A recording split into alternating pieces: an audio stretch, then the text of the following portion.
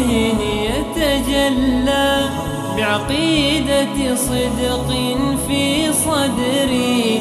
لبيك أتيتك في لهف لسؤالك يا أهل الذكر. لسؤالك يا أهل الذكر. بسم الله الرحمن الرحيم. الحمد لله رب العالمين، والصلاة والسلام على أشرف الأنبياء والمرسلين سيدنا ونبينا ومولانا محمد وعلى آله و اصحابه اجمعین. با یاد و نام الله متعال برنامه امروز را آغاز می کنیم. عرض سلام و خسته نباشید داریم خدمت یکایک شما بینندگان عزیز. امیدوارم در هر کجا که هستین همیشه در پناه الله شاد و خوش و خرم باشین. در خدمت شما عزیزان هستیم با برنامه پرسش و پاسخ که در این قسمت در خدمت کارشناس محترم برنامه جناب مولانا عبدالقدوس دهقان هستیم. خدمت ایشان نیز عرض سلام و خسته نباشید داریم. بنده خدمت جناب عالی و تمامی بینندگان عزیز و ارجمند عرض ادب و سلام و وقت بخیر دارم. السلام علیکم و رحمت الله و برکاته و در خدمت جناب عالی انشاءالله خواهم. علیکم السلام و رحمت الله و برکاته. بینندگان عزیز، طبق روال معمول سوالهایی که از طریق SMS فرستادین را میگیریم و با آن برنامه را آغاز میکنیم. جناب مولانا بیننده پرسیدن که فکر کنم از اهل تشیع باشن، گفتن اگر فردی بگوید یا خدای محمد یا بگوید خدایا تو را قسم میدهم به عزت و احترامی که فاطمه رضی الله عنها یا سلام الله علیه نزد شما دارد کمکم کن، آیا این اشکال دارد یا خیر؟ بسم الله الرحمن الرحیم و به نستعین و صلی الله علی نبینا محمد و علی آله و صحبه اجمعین. دعا کردن و توسل در دعا یک امر شرعی هست و یک حکم الهی است. الله متعال دستور داده ما را که الله متعال را بخوانیم و لله الاسماء الحسنى فادعوه بها، که الله را به وسیله و با ذریعه اسماء حسنا، نامها و صفات زیبا و پرمحتوای الله متعال ما دستور داریم که الله را بخوانیم در هنگام دعا کردن. دعا کردن به این گونه که یا رب محمد، یا رب جبرائیل، یا رب میکائیل هیچ گونه اشکال شرعی ندارد و جایز هست. و مسئله بعدی قسم دادن الله متعال به مخلوق، این جایز نیست. این که ما الله متعال را قسم بدهیم که ای پروردگارا، ای الله من تو را قسم میدهم، الان به هر چیزی باشد، به مخلوق یا انسانی باشد یا فرشته‌ای باشد، هر کسی که باشد، قسم دادن الله متعال جایز نیست، وارد نیست چنین موردی که ما در هنگام دعا الله متعال را قسم بدهیم. زیرا که اساساً قسم دادن از یک فردی که بالاتر هست و قوت قهریه‌ای دارد و تسلط دارد، یک فردی را که تحت تسلط هست اون را قسم میدهد. یک قاضی میتواند که یک فردی رو محکوم بکند و بهش بگید که باید قسم بخوری و فردم چاری ندارد باید قسم بخورد. اما این که یک فردی که ادنا هست بیاد یک کسی رو که اعلا هست، بالاتر از خودش هست، اون رو بگید که قسم بخور، من تو رو قسم میدهم، چون این چیزی اساءه ادب به الله متعال هست. گذشته از این که در آیات و روایات هم چون این چیزی رو ما نداریم که کسی الله متعال رو قسم بدهد. اگر منظورشون توسل هست، اگر منظورشون هست که پروردگارا به حرمت فاطمه یا به محبتی که تو با فاطمه داری یا با رسول الله صلی الله علیه وسلم داری یا با توجه به جایگاهی که رسول الله و اهل بیت یا صحابه یا فلان ولی نزد تو دارد فلان حاجت ما را برآورده بکن، این نوع توسل هم یک نوع توسل بدعی هست، چون این چیزی ثابت نشده از رسول الله صلی الله علیه وسلم. توسل به محبت اهل بیت و محبت رسول الله صلی الله علیه و سلم و جاه رسول الله صلی الله علیه و سلم این گونه جایز هست که ما بگیم پروردگارا به خاطر محبتی که من با رسول الله دارم، به خاطر ایمان و یقینی که در قلب من نسبت به رسول الله هست، به خاطر محبت و علاقه‌ای که من به اهل بیت دارم، به خاطر اتباع و پیروی که من از اهل بیت دارم، فلان مشکل من را و حاجت من را برآورده بکن. این توسل به اعمال صالحه هست. توسل به اعمال صالحه هست. یکی از اعمال قلوب یقین هست، ایمان و عقیده هست، اتباع هست و محبت با رسول الله و با اهل بیت هست. وقتی که من توسل میجویم با توجه و به محبتی که در قلب من نسبت به رسول الله یا اهل بیت وجود دارد، این اشکالی ندارد و جایز هست. اما پروردگارا چون که رسول الله نزد تو محبوب هست، چون که فاطمه و اهل بیت نزد تو محبوب هستند و چون که نزد تو جایگاهی رو دارند، فلان حاجت ما را برآورده بکن. خب تو چه نسبتی با این محبتی که الله با رسول دارد چه نسبتی رو داری؟ اگر رسول الله محبتی رو، یعنی جایگاهی رو داره، جاه و منزلتی رو داره، یا اهل بیت جاه و منزلتی رو دارن نزد الله متعال، این هیچ گونه ارتباطی به شما ندارد. وقتی شما میخواید توسل بجویید، باید به یک چیزی توسل بجویید که شما در پیدایش آن تأثیری داشته باشید و یک نوع برگ برنده و امتیازی برای شما حساب شده باشد. وقتی که شما توسل میگید پروردگار به خاطر این که من رسول الله را دوست دارم، اهل بیت را دوست دارم، خب این شاهکار شما هست، یک امتیازی برای شما که محب اهل بیت هستید. اگر با توجه به این عمل خیر اگر توسل کردید، این کار درستی هست. اما صرفا به این که یا الله چون که اهل بیت نزد تو محبوبند و نزد تو جایگاهی دارن، فلان حاجت ما را برآورده بکن، این توسل نامشروع و بدعی هست. توسل مشروع در این زمینیان است که پروردگار را به خاطر محبتی که من با رسول و اهل بیت دارم، فلان حاجت ما را برآورده بکن. این از نظر شرعی اشکال نداره و جایز است. جزاکم الله خیر. سال بعدی بیننده گفتن که من یک شیعه هدایت شده هستم و پرسیدن که ما در نماز سبحان الله و الحمدلله را 3 مرتبه میگفتیم، آیا این درست است یا نه؟ و خواستن که تشهد کامل را براشون بگوییم، چون که گفتن میخوام مثل شما اهل سنت نماز بخونم. در مورد سوال اولشون، رسول الله صلی الله علیه و سلم رو توصیه کردند که صلوا کما رأیتمونی اصلی، همان گونه که من نماز میخوانم شما نماز بخوانید. و نماز رسول الله صلی الله علیه و سلم به صورت کامل از اصحاب رسول الله صلی الله علیه و سلم برای ما نقل شده. خود رسول الله صلی الله علیه و سلم روزانه 5 وقت در مسجد نماز میخوندن. تمامی دعاها و اذکار و ادعیه و کیفیت و کمیت نماز را رسول الله صلی الله علیه و سلم با عمل خودشون به صورت کامل و بدون هیچ گونه نقص و عیبی برای مردم بیان فرمودند. و از رسول الله صلی الله علیه و سلم ثابت نشده که در قیام به جای قرائت تسبیح خوانده باشند. یعنی به جای اینکه سوره فاتحه رو بخونند یا به جای اینکه ضم سوره بخونند، به جایش چند تا ذکر و اوراد خوانده باشند، بلکه برعکس رسول الله صلی الله علیه و سلم فرمودند که لا صلاة لمن لم یقرأ بفاتحه الکتاب، کسی که در نماز فاتحه الکتاب را نخواند نمازی ندارد، نمازش درست نیست. و از این روایت علما استنباط کردند که تلاوت و قرائت سوره فاتحه در نماز در هر رکعتش جز ارکان نماز هست. یعنی در هر رکعت یکی از ارکان و فرایض قرائت کردن سوره فاتحه است، چه در رکعت اول و دوم باشد یا در رکعت سوم و چهارم. تفاوتش این است که در رکعت اول و دوم همراه در نماز فرض همراه با سوره فاتحه یک سوره دیگری هم خوانده می شود، یک سوره کوتاه یا چند آیه خوانده می شود. اما در 2 رکعت آخر صرفا فقط سوره فاتحه خوانده می شود. سوره فاتحه در تمام رکعات نماز بلا استثناء، 2 رکعت اول یا 1 رکعت یا 2 رکعت آخر در نمازهای 3 رکعتی و 4 رکعتی جز ارکان نماز هست و خواندن نماز بدون سوره فاتحه درست نیست. و تسبیحات و سبحان الله و الحمدلله لا اله الا الله به هیچ عنوان نمی تواند که جایگزین سوره فاتحه باشد. جزاکم الله خیر. در اینجا از اتاق فرمان خواهش میکنم که شماره تماس بینندگان عزیز را هم زیرنویس بکنن و مثل همیشه درخواست دارم از بینندگان عزیز که لطف کنید که از طریق گوشی تلفن به صحبتتون ادامه بدین، منتظر نباشین صداتون از تلویزیون پخش بشه. همچنین سوالاتون را به صورت مختصر نوشته داشته باشین تا زیاد وقت برنامه گرفته نشه. بیننده بعدی گفتن که آیا خواندن دعای یا مقلب القلوب درست است یا نه و آیا میتوان این دعا را در نماز خواند؟ دعای یا مقلب القلوب یک دعایی هست که معمولا بر روی تقویم ها نوشته و مردم فکر میکنند که این دعای تحویل سال هست. دعای تحویل سال، یعنی عوض شدن سال.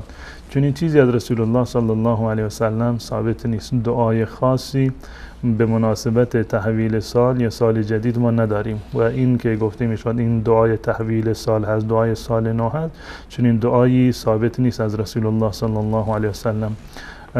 درباره دعای یا مقلب القلوب از رسول الله صلی الله علیه و سلم ثابت هست، البته نه به اون صورتی که یا مقلب القلوب و الابصار یا محول الحول و الاحوال به این گونه نیست. به گونه دیگر هست که در کتاب‌های اهل سنت و الجماعت مانند سنن ترمذی این روایت اومده و رسول الله صلی الله علیه و سلم بیشترین قسمی که می‌خوردن با همین کلمه مقلب القلوب بود. لا و مقلب القلوب، لا و مقلب القلوب، این گونه قسم می‌خوردن.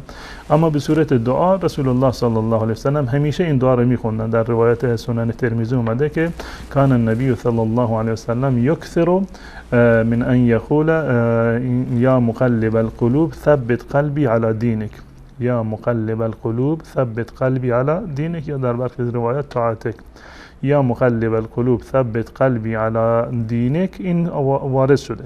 اما به عنوان یک مناسبت خاص مانند تحویل سال نیست، بلکه در این روایت اومده که رسول الله صلی الله علیه و سلم بسیار این روایت رو تکرار می‌کردند. این دعا رو یکی از دعاهای معصوره هست، یعنی نقل شده از رسول الله صلی الله علیه و سلم و رسول گرامی اسلام صلی الله علیه و سلم این دعا رو همیشه هم تکرار می‌کردند و جایز هست شما هم به اقتدا از رسول الله صلی الله علیه و سلم این دعا رو همیشه تکرار بکنید، جزء دعاهای روزمره تون باشه، زیرا که ما همان گونه که روزانه دعا میکنیم اهدنا الصراط المستقیم و نیازمند هدایت هستیم و نیازمند این هستیم که الله متعال ما رو بر راه هدایت و بر راه صراط مستقیم ما رو استقامت نصیب بفرماید. برای ثبات قلبمان بر دین الهی و بر طاعت الهی هم نیازمند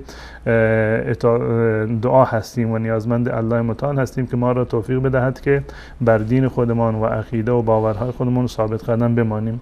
و بدین خاطر دعای یا مقلب القلوب ثبت قلبی علی دینک یکی از دعاهای معصوره و زیبا هست و اشکالی نداره. در نماز هم می شود این دعا را خواند، حتی در نماز و در حالت سجده یا بعد از تحیات و بعد از درودها هیچ گونه اشکالی نداره، جز دعاهای معصوره هست. می توانید در نماز و در غیر نماز این دعا را بخوانید. جزاکم الله خیر. تماس بینندگان وصله و بعد از بینندگان خواهش میکنم که سوالاتون رو به صورت مختصر داشته باشین و آماده داشته باشین تا وقت برنامه زیاد گرفته نشه. اولین بیننده رو میگیریم. سلام علیکم، برنامه پرسش و پاسخ، بفرمایید. سلام شما خدمت استاد بزرگوار. علیکم السلام و رحمت الله. سوالش من شما قبلا هم در این هفته گذشته با شما تماس گرفته بودم، گفته بودم که در نماز مشکل دارم و حالا میخوایم بگویم که نه از استاد محترم شریک نماز اشاره را پرسان کنم که چگونه بخوانم، بسیار زیاد مشکل دارم و نمیشه، نمیتونم دیگه. میشه که بگویم که ما اگر الحمد هیچ میخوانم چون بدون سوره فاتحه نماز کامل نیست و اگر نماز سوره فاتحه را نخوانم میشه که نماز خودم در اشاره بخوانم، اما تو استاد شم بدون کدام سوره و اتنا الله اکبر. یعنی شما مشکل قرائت داشتین درسته؟ بله آقا. گفتین در خواندن قرائت مشکل داشتین درست؟ بله استاد محترم. و میشه که من تو اشاره بخوانم و سوره فاتحه را هیچ نخوانم اصلا. درست. سوال بعدیتون؟ مشکل نه سر من. یعنی شما اصلا سوال دیگه نداشتم. میخوایم که عبدالقادر صدیقان بر ما و به تمام فامیل ما دعا کنن. یعنی شما اصلا نمیتونید که سوره فاتحه رو تلاوت بکنید؟ بله بله. یعنی به هیچ عنوان در نماز نمیتونه تلفظ بکنید جملات و آیات الحمدلله رب العالمین سوره فاتحه رو؟ میتونم استاد محترم، خب بسیار مشکل است. چی اشکالش در چی است؟ مشکلی نداره، هر آیه رو چند مرتبه تکرار بکن تا اینکه بتونی درست تلفظش بکنی. استاد بزرگوار بسیار زیاد فشار سر مغز ما میاره و نمیتونم که درست بگم، هر نقطه رو به بسیار مشکل میگم. همین خاطر من میگم اگر شما طرز نماز اشاره رو بر ما یاد بتین یا ما ایستانم با سوره فاتحه را هیچ نخوانم اصلا. بسیار خوب. درست، انشالله پاسخ دریافت میکنیم. تشکر میکنیم از شما. سلام علیکم، برنامه پرسش و پاسخ بفرمایید.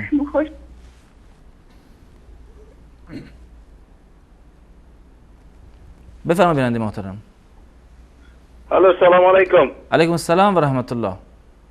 سلام خدا خدمت شما و خدمت جناب محترم مولانا صاحب تقدیم میکنم. دو سه سوال داشتم برادر عزیز. بفرمایید سوال اولتون. سوال اولم پیشتر مولوی صاحب همین جوابم دادم.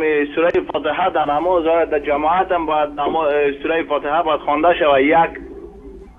و دوم سوال کمی وقتی که نماز خطبه نماز جمعه یا نماز عید باشه در حالت خطبه خوندن امام که در خطبه می باشه در این حالت نماز سنت یا نفل جایز است یا نیست؟ به خاطر که زیادتر مردم در این وقت نماز سنت یا نفل میخوانند. سوال بعدی؟ سوال بعدی تشکر. درست، تشکر از شما. تماس بعدی بیننده. سلام علیکم، برنامه پرسش و پاسخ بفرمایید.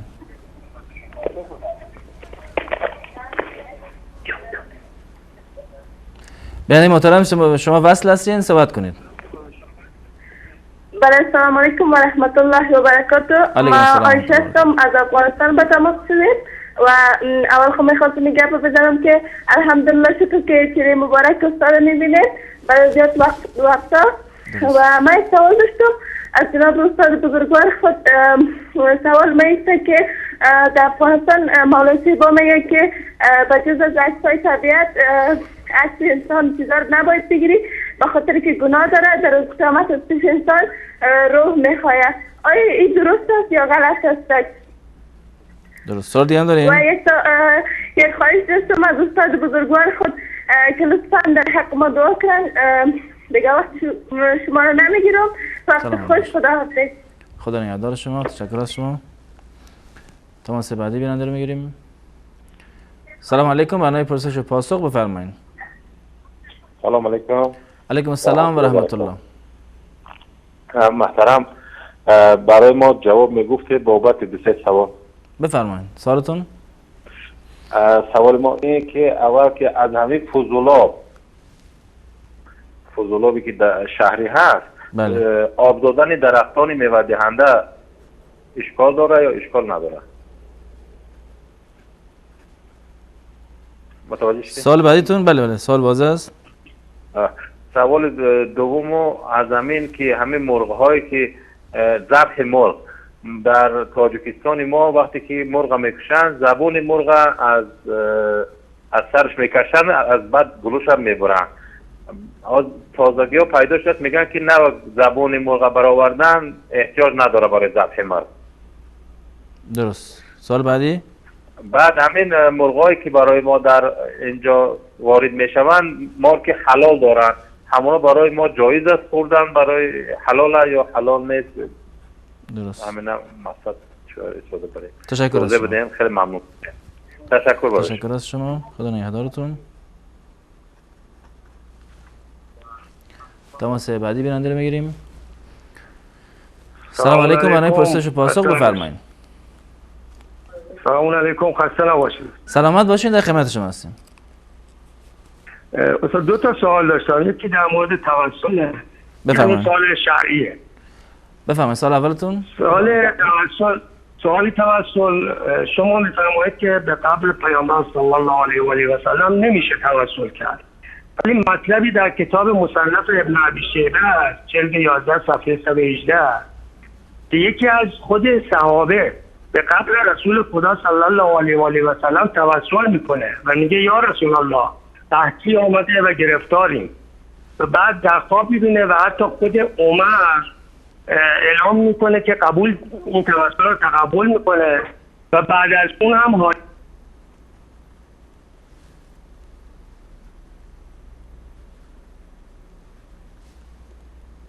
زارن تماس بیننده قطع شد.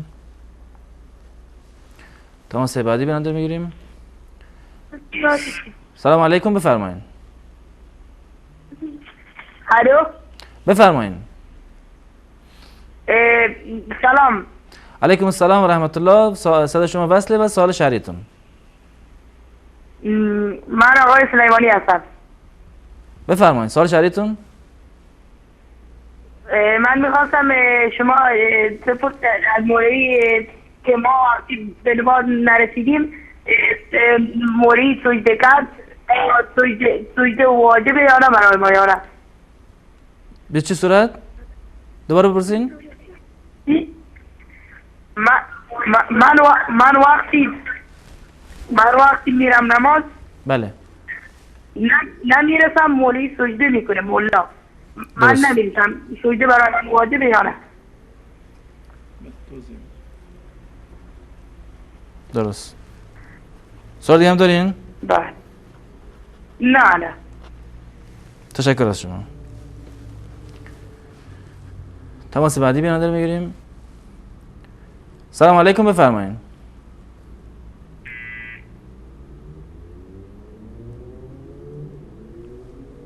سلام علیکم، برنامه پرسش و پاسخ بفرمایید.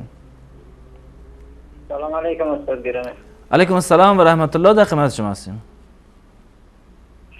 من سوال شعری داشتم. بفرمایید سوالتون. سوال اول اینه که مثلا انگشتر برای زن مرد چی حکمی داره برای زن و مرد؟ مثلا سوال دومی که استفاده کردن عطر برای زن و مرد در چه موقعیتی در چه حالتی؟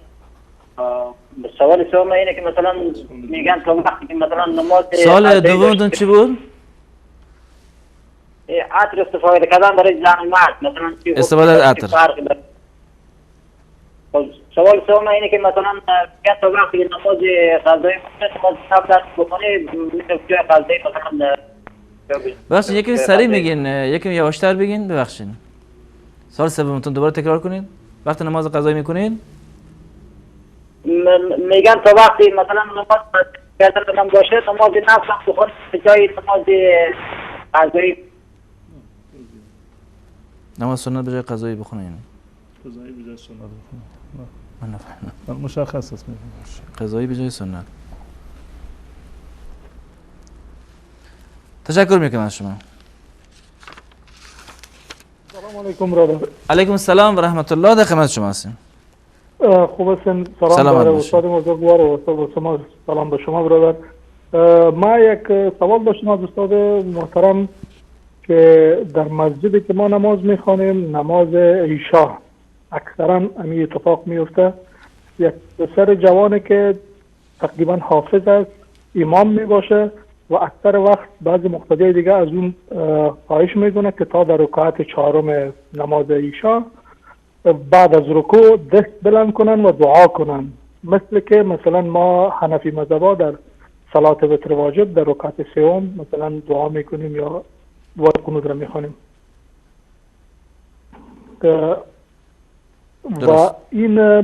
و این برادر آل قسم شده که اکثر نمازها تقریبا هر یک نماز بعد یا دو نماز بعد در رکعت چهارم دست بالا میکنن و دعا میکنن بعد از رکوع. از استاد محترم میخواستم بپرسم آیا این جایز است همیشه این کار ادامه بدن؟ یعنی دعا به خاطر یا سوریه باشه یا افغانستان باشه یا مسلمین باشه، آیا این کار اگر بار بار تکرار شود جایز است یا کدام؟ درست. این سوال واضح است. سوال دیگه هم دارین؟ تشکر برادر قم. سلامت باشید. تشکر از شما. تماس بعدی بیننده. سلام علیکم، بفرمایید.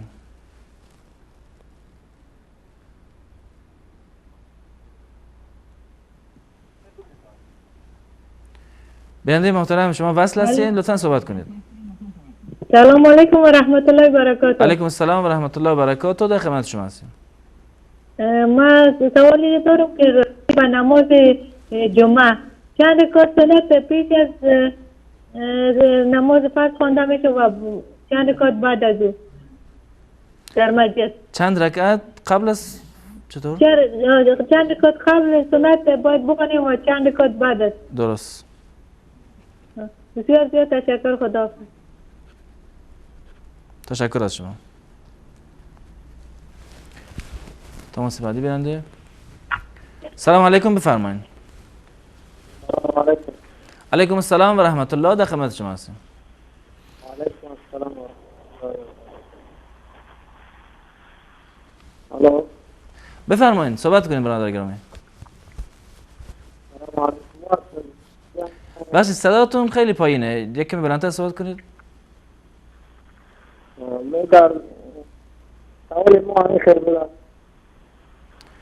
اگه لطف کنید دوباره صحبت بکنید چون که فعلا صداتون خیلی مشکل داره. سلام علیکم، بفرمایید. سلام علیکم. علیکم السلام و رحمت الله.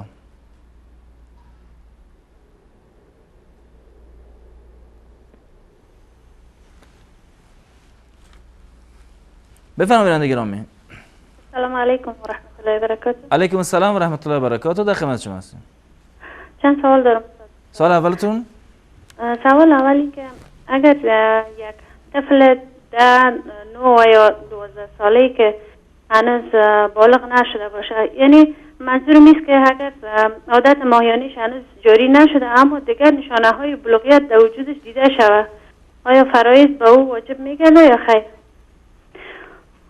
و سوال دومی که و همین اطفال که در سن 10 و 12 هستن به خاطر که سو وقت در نماز میخیزن و همچنان مکتب هم وقت میرن، میتونن که نماز عشا را همراه با مغرب یک جا جمع بخونن؟ چون در اینجا در تابستان بسیار نماز عشا ناوقت روا میشه، میتونن جمع بخونن یا خیر؟ درست. و سوال دیگه هم دارم استاد محترم، نمازهای سنت مسافر میتونه که ادا بسازد یا خیر ضروری نمی باشه بر مسافر؟ و یا هم اگر وقت داشت انجام بدهد داخل ثواب می شود یا خیر؟ درست. سوال دیگه هم دارین؟ بله. سوال دیگه ای که در اینجا اگر کسی که فوت میکنه به خاطر تحقیقات دولت و یا هم به خاطر مراسم دفن ای چیزا برای 1 هفته و یا 2 هفته مرده در یخچال ها گذاشته میشه، این حال همی مرده دار اگر بخواه که 3 روز اول را عزاداری کنه، عزاداری از کدام روز حساب میشه؟ از روز اول که مرده فوت کرده و یا ای که بعد از دفن روز اول 2-3 شمرده میشه؟ درست. سوال دیگه ندارین؟ تشکر میکنم استاد محترم. تشکر از شما. تماس بعدی بیننده میگیریم. سلام علیکم، بفرمایید. السلام علیکم و رحمت الله. علیکم السلام و رحمت الله و برکاته. در خدمت شما هستیم. خداوند نگهبان شما. حضرت میگم همین 4 رکعت سنت نماز پیشینه پیش از فرض بیرون باز از فرض بخونی میشود؟ سوال دیگه هم دارین؟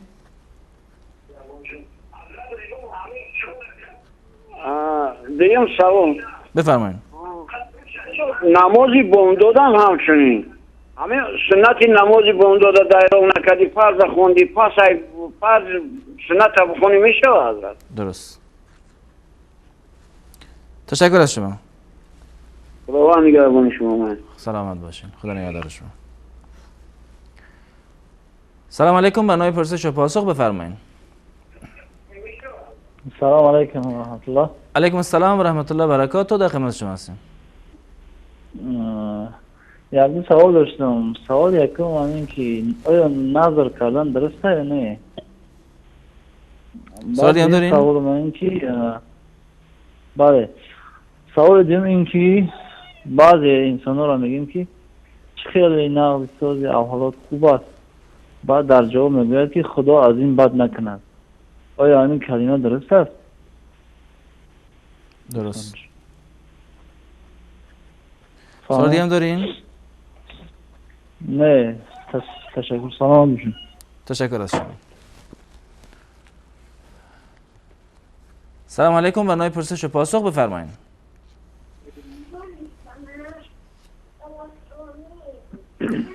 بیان گرامی صحبت کنید.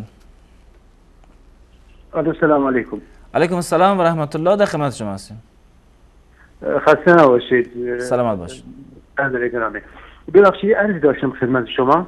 بفرمایید. سوال شهریتون؟ میخواستم بپرسم ما الان تو اروپا زندگی میکنیم. بله. طبق حدیث رسول الله صلی الله علیه و سلم فرمودن براءت میکنم از کسانی که هجرت میکنم به کشورهایی که مسلمان نیستن، یعنی نصرانی هستن. فقط میخواستم بدونم ماموستا عبدالقدوس زحمت بکشن، سلام دارم خدمت ایشون، که ما وضعیتمون تو ایران یه جوریه که نمیتونیم به اون صورت تبلیغ کنیم. آیا ما اجازه داریم یعنی دین خدای تبارک و تعالی بهمون اجازه میده تو کشور اروپایی زندگی کنیم. درست. سوال دیگه هم دارین؟ بعد دیگه همین، دستتون در نکنه. خیلی متشکرم میشم اگه زحمت بکشن. سلام علیکم و رحمت الله و برکاته. سلام و رحمت الله و برکاته. آخرین تماس بیننده رو بگیریم. سلام علیکم، بفرمایید. بله سلام علیکم. علیکم السلام و رحمت الله، در خدمت شما هستم. ما 2-3 سال میشه در ایران کار میکنیم، یک مقدار پول داریم شکر خدا. از اینی زکاتش میشه نمیشه، چون در افغانستان هم مجبور هستیم، شکر 7 عیال هستیم، نانخور داریم، باید خرج اونا رو هم بدیم. یکی زمین گروی بگیری کی از حکمش؟ سوال بعدیتون؟ زمین که گرو بگیری، مثال ما پول میدیم زمین گرو میگیریم تا 1 سال یا 2 سال، با دوباره طرف پول میده زمینش پس بهش تحویل میکنیم. درست. یعنی شما به کسی پول میدین زمین رو گرو میگیرین، پول که داد دوباره زمین برمیگردونین، درسته؟ بله بله. تشکر از شما. زنده باشید. خدا نگهدار شما. سلام. تشکر از شما. بینندگان عزیز، در اینجا با هم یک میان برنامه میبینیم، دوباره باز خواهیم گشت، در خدمت شما خواهیم بود. با ما باشین.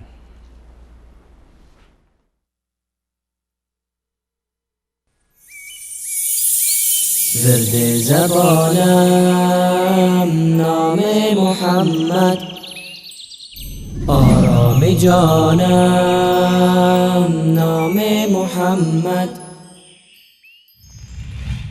آرام جانم نام محمد، ورد زبانم نام محمد، ورد زبانم خدا نام محمد، نام محمد، نام محمد. سوزد درونم از شوق رویش، فیض کلامم نام محمد، فیض کلامم خدا نام محمد، نام محمد، نام محمد. آرام جانم نام محمد، ورد زبانم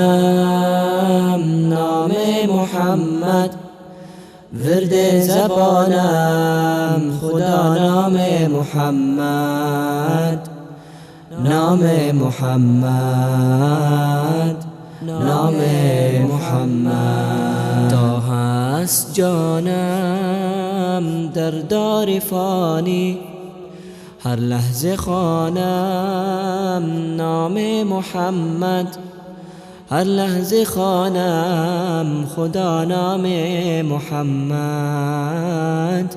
نام محمد، نام محمد. آرام جانم نام محمد، ورد زبانم نام محمد، ورد زبانم خدا نام محمد، نام محمد، نام محمد. در روز محشر از آتش آلود باشد امانم نام محمد، باشد امانم خدا نام محمد، نام محمد، نام محمد. آرام جانم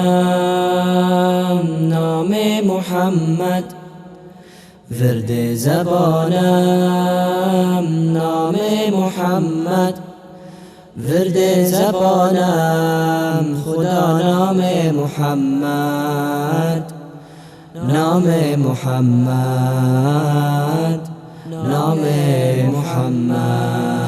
گذشته من عیش جهان را، عیش جهانم نام محمد، عیش جهانم خدا نام محمد، نام محمد، نام محمد. آرام جانم نام محمد، ورد زبانم نام محمد، ورد زبانم خدا نام محمد، نام محمد، نام محمد. آرام جانم نام محمد، ورد زبانم نام محمد، ورد زبانم خدا نام محمد، نام محمد، نام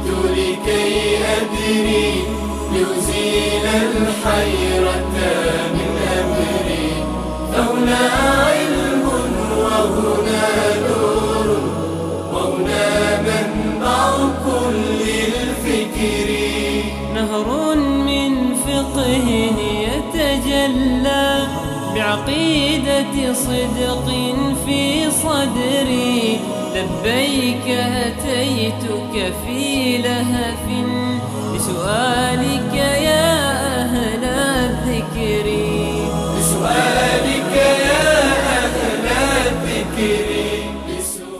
عرض سلام و خسته نباشید مجدد دارم خدمت شما بینندگان عزیز. چندین سوال از تماس‌های تلفنی بینندگان عزیز گرفتیم و اولین بیننده که گفتن مشکل خواندن قرائت قرآن در نماز دارن، سوالشون هم این بود، گفتن که آیا میتونن در هنگام نماز برای الحمد اینا فقط اشاره بکنن و قرائت نکنن؟ قبلا توضیح دادم که بنابر حدیث رسول الله صلی الله علیه و سلم که فرمودن لا صلاة لمن لم یقرأ بفاتحة الکتاب، خواندن سوره فاتحه در نماز در تمامی رکعاتش جز ارکان نماز هست، یعنی جز فرایض نماز هست که باید خوانده بشود و بدون از خواندن سوره فاتحه در نماز صحیح نیست. این قول راجح و مذهب جمهور علمای اهل سنت و الجماعت هست و ایشون باید سعی بکنند که یاد بگیرند و قبلا تماس گرفته بودند که مشکل دارند، یاد دارند و منتها نمیتوانند که بخونند. به هر صورت ایشون باید یعنی نهایت سعیشون انجام بدن تا اینکه بخونند این سوره فاتحه را، ولو اینکه اگر به صورت مسترسل و پی در پی نمیتونند بخونند با وقفه بخونند، مثلا الحمدلله رب العالمین و صبر بکنند یک لحظه بعد ادامه بدند، یعنی تکه تکه بخونند سوره فاتحه رو. به هر صورت یعنی تا جایی که ممکن هست باید سوره فاتحه رو در نماز بخونند. این مذهب جمهور علمای اهل سنت و الجماعت هست و در مذهب امام ابو حنیفه رحمت الله علیه یک دید وسیع‌تری رو دارند که مطلق قرائت رو گفتن جز ارکان هست، یعنی تلاوت کردن بخشی از قرآن در نماز رو گفتند که جز ارکان نماز هست، نه خصوص یک سوره مشخصی. این نظر امام ابو حنیفه رحمت الله علیه و فقهای احناف است. بنابر نظر امام ابو حنیفه رحمت الله علیه بالفرض اگر نتونستن سوره فاتحه رو بخونند یک سوره دیگر رو بخونند باز هم کفایت میکند و نمازشون درسته بر اساس فقه امام ابو حنیفه رحمت الله علیه. اما در مورد نماز اشاره برای کسی هست که توانایی قیام رو نداشته باشه، قیام رو یا رکوع و سجود رو نداشته باشه، به صورت اشاره میتواند نماز بخواند. رسول الله صلی الله علیه وسلم فرمودند که صلی قائما فإن لم تستطع فقاعدا فإن لم تستطع فعلى جنب. ایستاده نماز بخوان، این مرحله اول هست. اگر نتوانستی ایستاده نماز بخوانی نشسته نماز بخوان، اگر نشسته نمیتوانستی نماز بخوانی دراز کشیده نماز بخوان و که نماز با اشاره میشود. نماز با اشاره یعنی این که شما اشاره میکنید به نماز، یعنی یه مقدار خودتون خم میکنید به عنوان رکوع، دوباره باز میگردید و برای سجده خودتون یه مقدار بیشتر خم میکنید، این میشود به عنوان سجده. این نماز اشاره هست. این نماز برای کسانی هست که توانایی قیام و رکوع و سجود رو ندارند، نه برای کسی که توانایی قرائت رو ندارد. کسی لال باشد لکنت زبان داشته این باشه. یک مطلب هست. یعنی اساساً یعنی نماز اشاره برای کسانی هست که توانایی انجام ارکان نماز رو نداشته باشد. الان به خاطر بیماری هست یا به خاطر فرض کن که یک مانعی وجود داره، دشمن اونو گرفته، یک جای مثلا اون به بند کشیدن بستنش، نمیتونه که به این صورت نماز بخونه، به صورت اشاره میتواند نماز بخونه. این مثلا در مورد کسی که لال باشد به صورت کلی، از این فردی لال هست و گنگ هست، اصلا نمیداند قرآن را اصلا حفظ نیست، نمیتواند بخواند، نمیشنود و نمیداند، از نظر شرعی فقها گفتن میتواند که بایستد نماز بخواند، لبهای خودش رو تکان بدهد. برای کسی که به صورت کلی گنگ هست و لال، نمیتونه که چیزی رو اصلا یاد نداره که بخونه و نمیتونه اصلا حرف بزنه، همون حرکت دادن لب در حق چنین فردی همون قرائت شمرده میشد. این نمازش از نظر شرعی درست اشکالی نداره. منتها کسی که توانایی داره در حد توانش باید اینو انجام بده. و رسول الله صلی الله علیه و سلم فرمودن اذا امرتکم بشیء فأتوا منه ما استطعتم. وقتی که من به شما یک دستوری رو دادم تا جایی که شما میتوانید سعی بکنید اون رو کامل انجام بدهید. این خواهر و دخترمون اگر نمیتواند بالفرض این که به هیچ عنوان نمیتواند که سوره فاتحه رو بخواند، حداقل در حدی که میتواند اینو باید بخواند. یک آیه، دو آیه، سه آیه. اگر به هیچ عنوان زبانش دهانش قفل شد هیچ چیزی نمیتواند بخواند، از اون صورت به بعد معذور هست. اگر به صورت کلی در نماز یا زبانش قفل میشود نمیتواند چیزی رو بخواند، معذور هست. همون قیام در حق چنین کسی کفایت میکند. اما تا جایی که میتواند سعی بکند، عرض کردن به صورت تکه تکه هم بخواند کفایت میکند و نمازش انشاءالله درست است. و ما هم دعا میکنیم که الله تعالی ایشون را شفای کاملی عنایت بفرمایند و بتواند که به صورت کامل و راحت نماز بخواند. من توصیه میکنم که زیاد وسواس هم نداشته باشن. من احساس کردم که ایشون بر خودشون زیاد فشار میارند و یعنی سعی میکنند که دقیق ترین حالتش رو بخونند، با تجوید مراعات بکنند تا تلفظ الفاظ بسیار دقیق باشه. همین که شما عامیانه ولو اینکه از نظر تجویدی و مخارج حروف درست نباشه سوره فاتحه رو بخونید، همین کفایت میکنه. زیاد بر خودتون فشار نیارید. در همون صورتی که در هر اندازه‌ای که میتوانید با همون کیفیت عامیانه هم که بخونید، ان شاء الله این فرض ادا میشه و نماز شما از نظر شرعی درست خواهد بود. جزاکم الله خیر. باز در مورد سوره فاتحه سوال بعدی بیننده از گفتن که در هنگام نماز جماعت خواندن سوره فاتحه برای مأمومین چه می‌کنه؟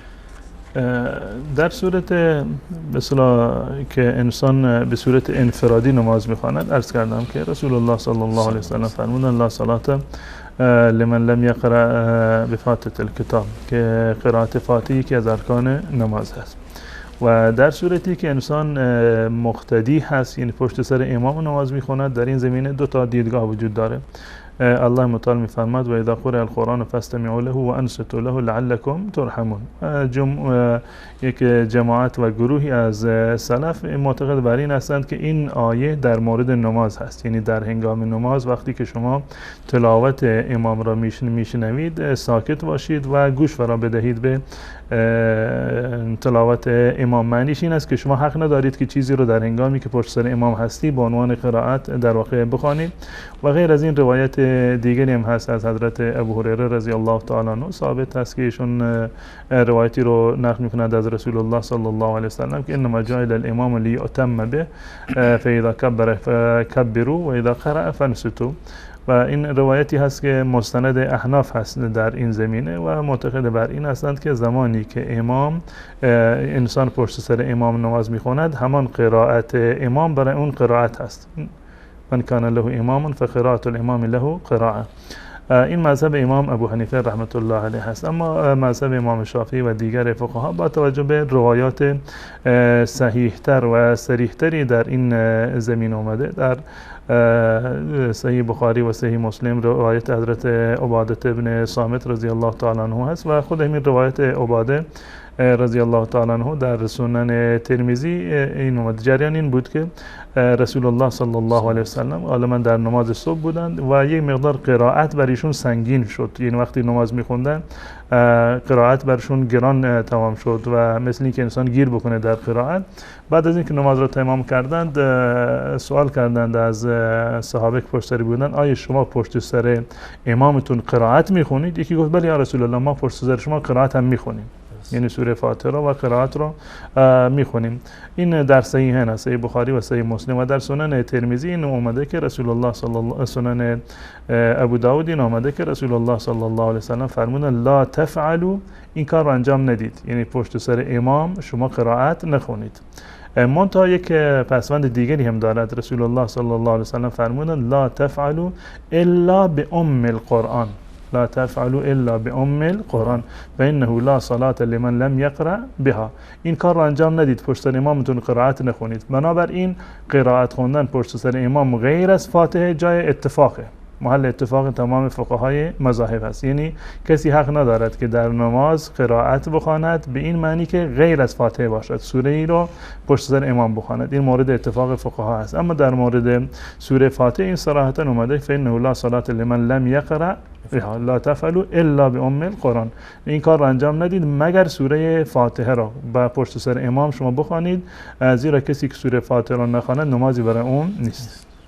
الان نمازی که پشت سر امام هست از دو حالت خالی نیست. یک حالتی هست که در واقع نماز سری هست، یعنی ما قرائت امام را نمیشنویم و الله متعال دستور داده و اذا قرئ القرآن فاستمعوا له، اگر قرآن خوانده شد شما استماع بکنید. وقتی که نماز سری هست و خفیتا امام میخواند، خب قرائتی نیست که ما گوش بکنیم.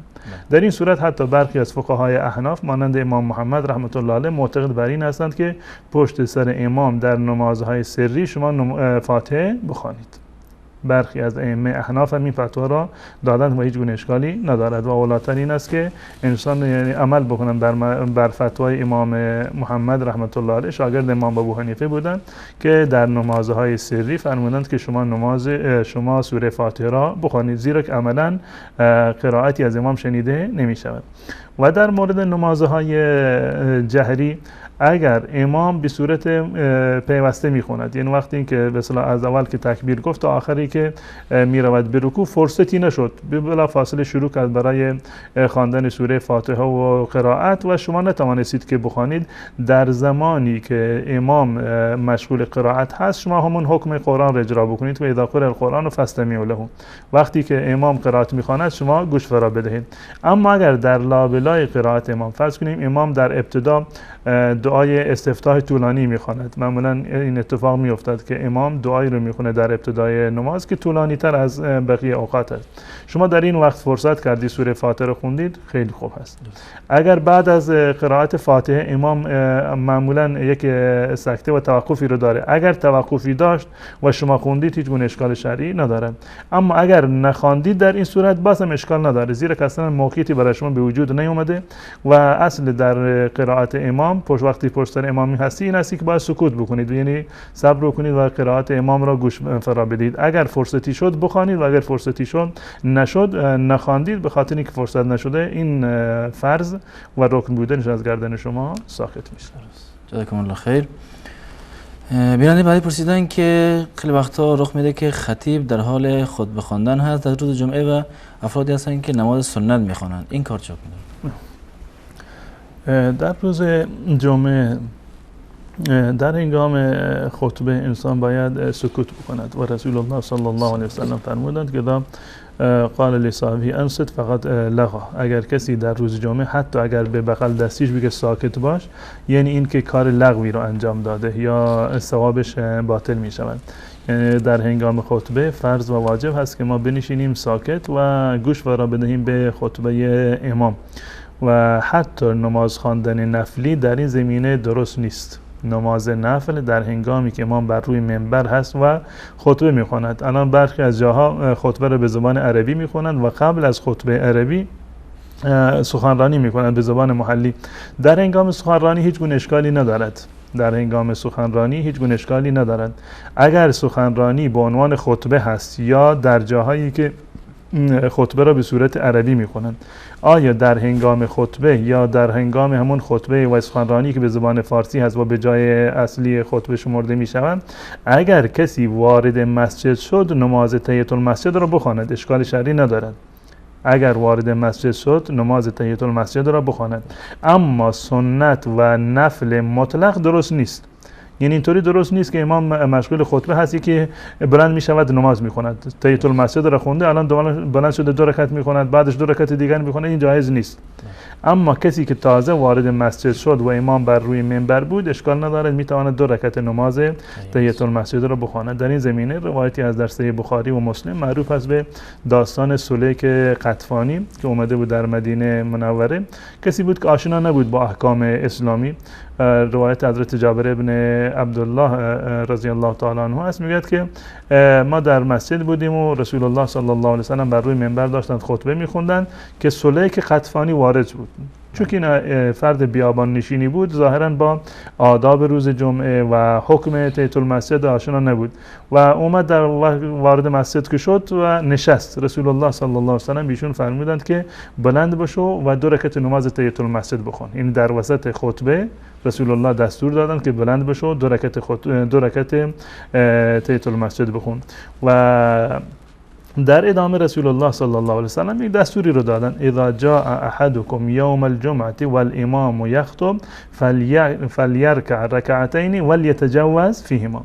این یک دستور رسول الله صلی الله علیه و سلم است. اگر کسی از شما روز جمعه وارد مسجد شد در حالی که امام بر روی منبر مشغول خطبه خواندن و مشغول ایراد خطبه بود، اگر در چنین وقتی وارد شدید، فلیرکع رکعتین، باید 2 رکعت بخواند، ولیتجوز فیهما، و کوتاه بخواند، هم بخواند و هم کوتاه بخواند.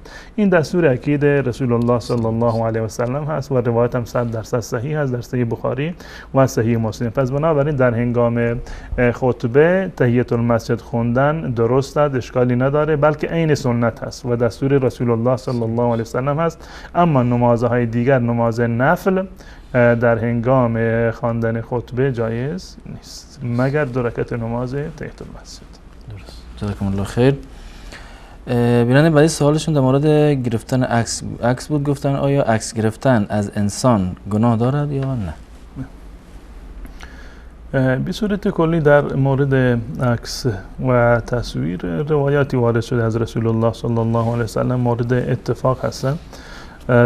در روایتی هست که رسول الله صلی الله علیه و سلم می‌فرمایند که ان اعظم الناس عذابا یوم القیامه المصورون.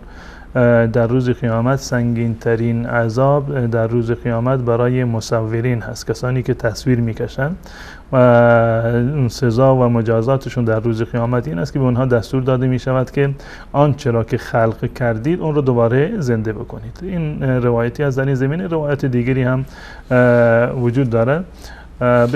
برخی از فقها معتقد بر این هستند که تصویر تفاوتی نداره، چه با دست بکشند اون تصویر را، یعنی به صورت رسم و نقاشی باشد، یا چه به صورت دوربین عکاسی و مانند موبایل مثلا گرفته بشود، همه را حکمشون را یکی قرار دادن و معتقد هستند که تصویری که از انسان ذی‌روحی باشه، یعنی انسان یا حیوان ذی‌روحی باشه، این در واقع جز همین ممنوعیت وجود داره و از نظر شرعی درست نیست. منتها یعنی قول برخی از محققین در این زمینه این است که این که شما عکس میگیرید با یعنی آله عکاسی یا دوربین عکاسی هست یا با موبایل عکس میگیرید، این در واقع جزء مفهوم حدیث شمرده نمی شود و شما در این زمینه افتخاری و ادعایی ندارید که یک چیزی رو خلق کردید، آفریدید، یعنی رسم دست شما نیست، فقط فشار دادن یک دکمه هست و علما اینو تعبیر میکنند به حبس ذل، یعنی وضعیت و حالتی رو که وجود داره بیرون از به اصطلاح حالت که بیرونی هست، شما این تصویر رو ثبت میکنید یا این رو حبس میکنید، این حالت رو که به عنوان یک تصویر در واقع در میاد و اینو جزء تصویر و کشیدن نقاشی و رسم با دست اینو قرار نمیدند و این قولشون هم قول وجیهی هست و نظر ما هم در این زمینه این است که گرفتن تصویر برای با موبایل از نظر شرعی اشکال نداره، گرچه اولاتر و بهتر این است که انسان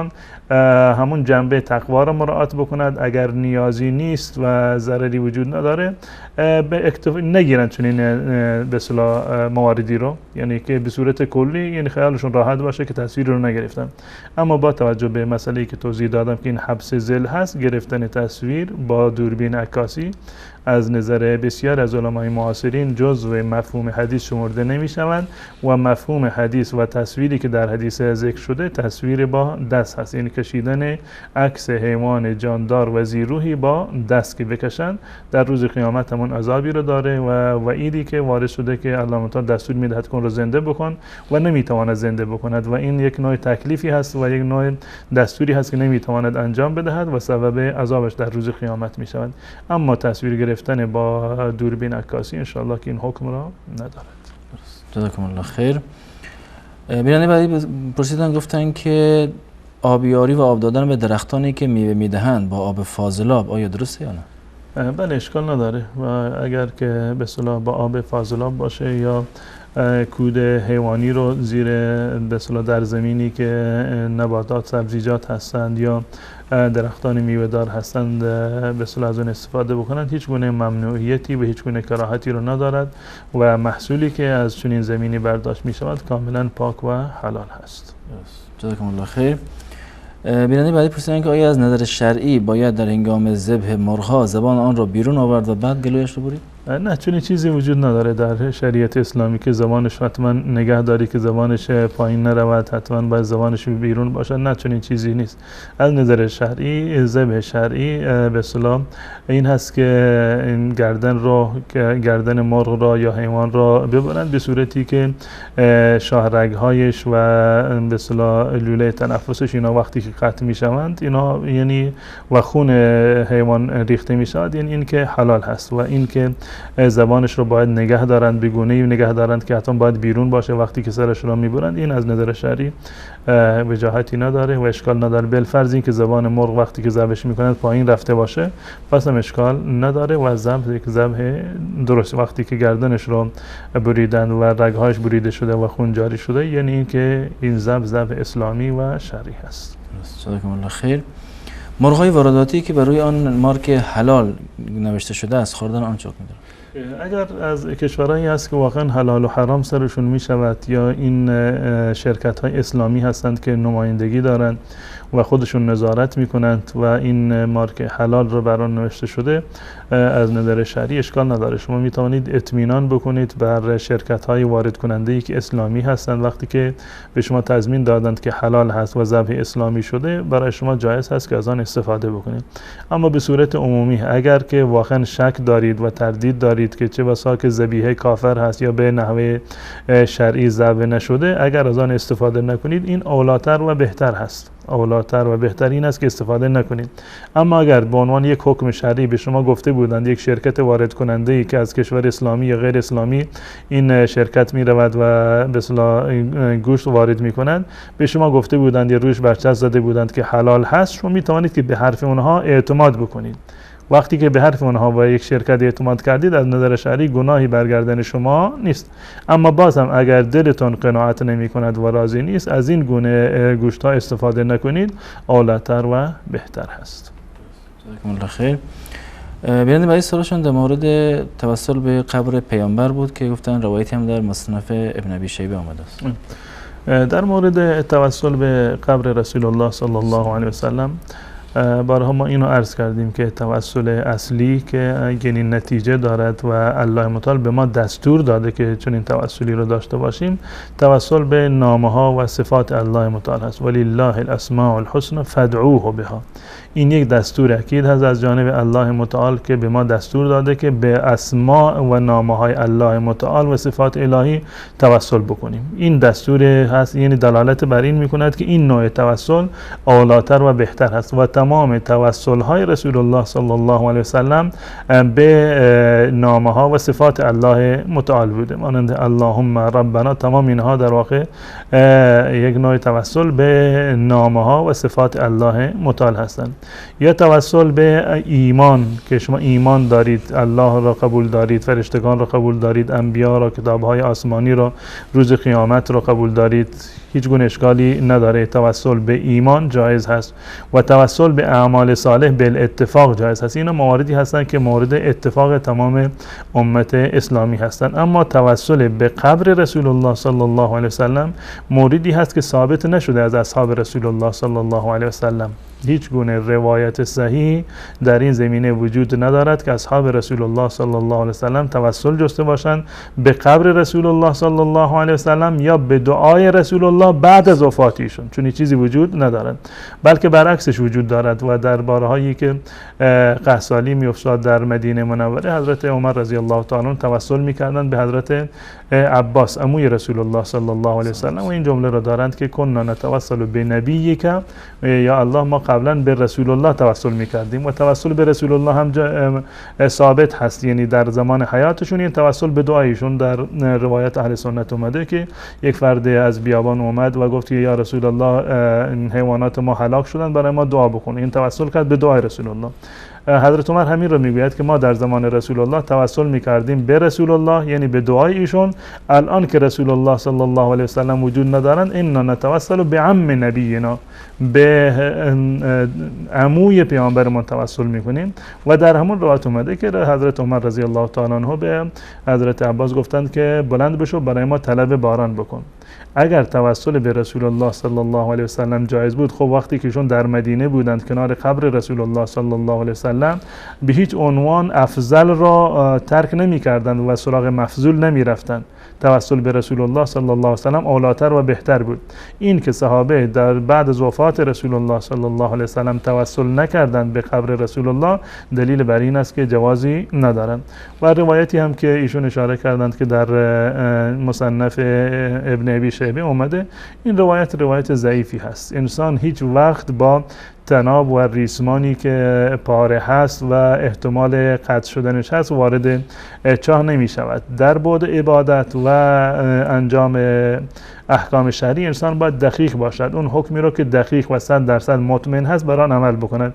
این روایت یک روایت ضعیفی هست و راوی که روایت کرده مالک الدار یک راوی مجهولی هست و مشخص نیست. پس بنابراین در باب حتی در باب مسائل فقهی و شرعی ما نمیتوانیم که به روایات ضعیف استناد بکنیم، چه برسد که این مسئله یک مسئله فقهی و یک مسئله اعتقادی باشه. پس بنابراین این روایت یک روایت ضعیفی هست و در این زمینه که صحابه به قبر رسول الله صلی الله علیه وسلم توسل کرده باشند، هیچ گونه روایت صحیحی وجود ندارد، بلکه برعکسش توسل های صحابه بعد از رسول الله صلی الله علیه وسلم به عموی رسول الله بوده و طلب به معنی طلب دعا کردن یا توسل به دعای حضرت عباس رضی الله تعالی عنه که از حضرت عمر رضی الله تعالی عنه ثابت است. جزاکم الله خیر. بیننده پرسیدن که در هنگام نماز اگر امام به سجده برود و ایشون به سجده نرسند، آیا این سجده برای ایشون واجب است یا نه؟ در هنگام نماز جماعت، یعنی زمانی که انسان به نماز جماعت می رود، فرض کنیم شما رفتید مسجد، الان امام شروع کرده برای نماز جماعت شروع شده، الان شما رسیدید. حکم شرعی این هست که هر جایی که شما با امام رسیدید نماز خودتون رو شروع بکنید. هر جایی که با امام رسیدید با امام شریک بشید. اگر امام در رکوع بود شما هم رکوع بکنید، اگر در سجده بود شما هم سجده بکنید، اگر در قعده و اتحیات بود شما بنشینید در قعده و اتحیات. یعنی در هر جایی که شما رفتید وارد مسجد شدید، امام یک در حالت نماز بود، تکبیر بگویید به نیت تکبیر تحریمه، بگید الله اکبر که وارد نماز شدید. و در هر حالتی که امام نشسته بود یا در حالت سجده بود یا رکوع بود، شما هم وارد نماز بشوید. بعضی از مردم عادت دارند که وقتی که امام رو در رکوع دیدند یا در سجده دیدند یا در اتحیات اول دیدند، می ایستند صبر میکنند تا زمانی که امام دوباره بلند بشوند. این اشتباه است. هر جایی که امام رو دریافتید و به امام رسیدید با امام همراه بشوید. حداقلش این است که شما ثواب نمازتون کاملتر هست، یک سجده بیشتر، یک قعده بیشتر، یا حتی بین سجدتین یا دو سجده، حتی همون مقطع زمانی رو شما بیشتر با امام شریک هستید، این ثواب نماز به شما خواهد رسید. اما اگر شما به رکوع نرسیدید، یعنی این که به رکعت نرسیدید. اگر به رکوع نرسیدید یعنی به رکعت نرسیدید. اگر شما به مسجد رفتید، امام در رکوع بود، شما قبل از این که تکبیر تحریمه رو بگویید و بروید به رکوع، امام از رکوع الان بلند شد، شما بعد از رکوع با امام شریک شدید، این رکعت از شما فوت شده، این رکعت رو حساب نکنید. اما رفتید امام در رکوع بود، شما تکبیر تحریمه رو گفتید، رفتید به رکوع، به محض اینکه به رکوع رفتید امام دوباره بلند شد، یعنی به اندازه یک تسبیح حداقل، یا حداقل این که شما هماهنگ یعنی همزمان با امام در حالت رکوع قرار گرفتید، یعنی این که این رکوع شما درسته. و وقتی که به رکوع رسیدید یعنی به رکعت رسیدید. اگر بعد از رکوع رسیدید با امام شریک بشوید، اما این رکعت رو حساب نکنید. پس بنابراین اگر کسی به رکوع رسید یعنی به اون رکعت رسیده. اگر بعد از رکوع با امام شریک شد، با سجده شریک شد یا با قعده شریک شد، اشکالی نداره. حکم شرعی این است که شریک بشود و ثوابش برایش محاسبه خواهد شد، اما به عنوان یک رکعت شمرده نمی شود. سوال بیننده من این بود که اگر به سجده نرسیدم این سجده بر من فرض است یا نه؟ وقتی که به شما به سجده رسیدید یا نرسیدید این رکعت برای شما حساب نمی شود. یک رکعت دیگر باید به جای این رکعت بخوانید. اگر به رکوع رسیدید یعنی این رکعت برای شما حساب میشه، لازم نیست دوباره این رکعت رو بخونید. اما اگر بعد از رکوع رسیدید، چه در حالت سجده چه در حالت اتحیات، یعنی این که رکعت های قبلی از شما فوت شده و باید دوباره بعد از سلام امام نماز رو کامل بکنید. درست. جزاکم الله خیر. استفاده از انگشتر برای زن و مرد چه حکمی دارد؟ استفاده از انگشتر جایز هست، هم برای مرد و هم برای زن، اشکال شرعی ندارد. و منتها برای مرد یک سری محدودیت های وجود دارد که از طلا نباشد. رسول الله صلی الله علیه وسلم طلا و نقره رو بر مرد حرام کردند و نباید، خصوصا طلا رو که رسول الله صلی الله علیه وسلم طلا و ابریشم رو اینا رو در دست گرفتند و فرمودند که الله متعال این دوتا رو بر امت من حرام کرده در دنیا، یعنی بر مردان امت من در دنیا حرام هستند. استفاده از انگشتر نقره جایز هست، فقط انگشتر طلا، استفاده از انگشتر طلا جایز نیست. انگشتر دیگری باشد، یعنی فلز دیگری باشد، به طور مثال از پلاتین یا به قول معروف طلای سفید باشد، باز هم اشکال شرعی ندارد. طلای زرد استفاده کردنش برای مرد چه به عنوان انگشتر یا به عنوان حلقه یا گردنبند از نظر شرعی درست نیست. اما اگر فلزات دیگر باشد، طلای سفید یا بقیه فلزات، از نظر شرعی اشکالی ندارد، زیرا که در روایت اومده که رسول الله صلی الله علیه وسلم انگشتری رو انتخاب کردند، یعنی انگشتر به دست کردند و تعدادی از اصحاب رسول الله صلی الله علیه وسلم هم به تبعیت از ایشون برای خودشون انگشتر انتخاب کردند و خریدن. این از نظر شرعی اشکالی نداره و جایز است. برای زن هم که هیچ گونه محدودیتی وجود نداره، ولی اینکه از طلا باشه کاملا جایز هست و اشکال شرعی نداره. استعمال عطر برای زن بله جایز هست، هیچ گونه اشکالی نداره، هم مرد و هم برای زن جایز هست. استعمال مرد یکی از استعمال عطر و یکی از مواردی که رسول الله صلی الله علیه و سلم اونو خیلی دوست داشتند و به هیچ عنوان اون رد نمی‌کردند. اگه کسی بهشون هدیه می‌کرد همین عطر بود. استفاده از عطر سنت هست و رسول الله صلی الله علیه و سلم خیلی به این مورد اهمیت میدادند. منتها زنها باید در محیطی که خود زنها هستند از عطر استفاده بکنن، عطری که زننده باشه، کشش داشته باشه و در برخی از روایات اومده که زن نباید چنین در واقع عطری رو بیرون از منزل وقتی که استفاده بکند به عنوان یک نوع زنا شمرده می شود. یعنی عطری که بیرون از منزل مردان بیگانه رو جذب می کند و جلب توجه می کند و نگاه می کند به این زن، این از نظر شرعی اشکال داره و درست نیست. اما در محیط خانواده یا در محیطی که محارم هستند یا در محیطی که فقط زنها هستند هیچ گونه اشکال و ممانعت شرعی وجود ندارد. جزاکم الله خیر. در اینجا از اتاق فرمانم خواهش میکنم که شما تماس بینندگان عزیز را زیرنویس بکنن تا چند تا از سوالای بینندگان دوباره بگیریم. بعد بینندگانم خواهش میکنم که لطف کنن سوالاشون رو مختصر و آماده داشته باشن بعد تماس بگیرن. جناب مولانا بیننده پرسیدن که آیا میشه به جای نماز سنت نمازهای قضایی خوند؟ به صورت کلی فتوای بسیار از علمای معاصرین این است که کسی که قبلا نماز را عمدن قضا کرده، یعنی اصلا پایبند دین نبوده، اهل نماز و روزه نبوده، لازم نیست که قضا بیاورد. یعنی نمازهای گذشته عمرش رو اگر عمدن ترک کرده و تارک صلات بوده لازم نیست که قضا بیاورد. همین که شما پایبند نماز باشید، از امروز به بعد مراعات بکنید، این برای شما کفایت میکند. یعنی قضا آوردن نمازهای تمام عمر بر شما لازم نیست.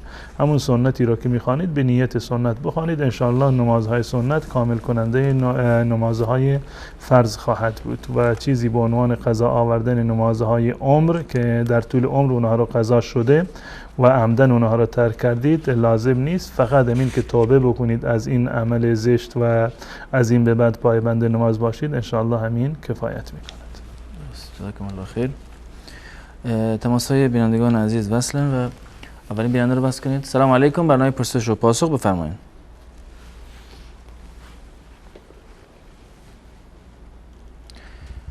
بیننده گرامی شما رو خط هستین، بفرمایید. سلام علیکم. علیکم السلام و رحمت الله. میخواستم که یک سوال دو جانبدم که حق کردن در خانه سگ کو. یکی بلندتر صحبت کنید. سگ ممکنه جایزه که نفر در خانه کردن. فرض خواندن در خانه؟ او سگ. تلخ؟ سگ کو. نه یکی بلندتر به این اول صداتون داره قطع میشه متاسفانه. سگ جایزه کردن در خانه یا نه؟ سگ. خب این چی هست؟ سگ. خمر. سگ. صبر. یعنی نگهداری سگ در خانه منظورتون هست؟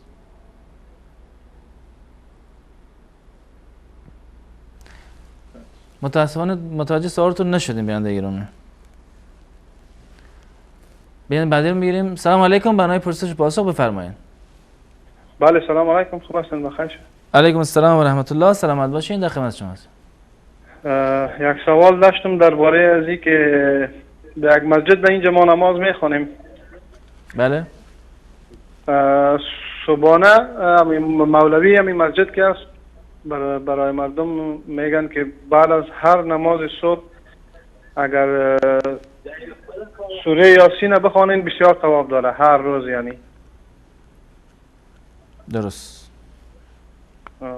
در این باره میخواستم پرسان کنم که آیا این درست است یا نه. درست. سوال واضح است. سوال دیگه هم دارین؟ فعلا نه. تشکر. سلامت باشین. تشکر از شما. سلام علیکم، برنامه پرسش و پاسخ بفرمایید. علیکم السلام و رحمت الله و برکاته. در خدمت شما هستم. یک سوال پرسیم. بفرمایید. همین یعنی ای بوجیلک پایان شلوار چی حکمی داره؟ بعضی ها میگن که ای کبر چیزی نداره، اشکالی نداره. بعضی ها میگن که ای بوجیلک پایان شلوار در آتش جهنم پیامبر صلی الله علیه و سلم فرمودن. درست.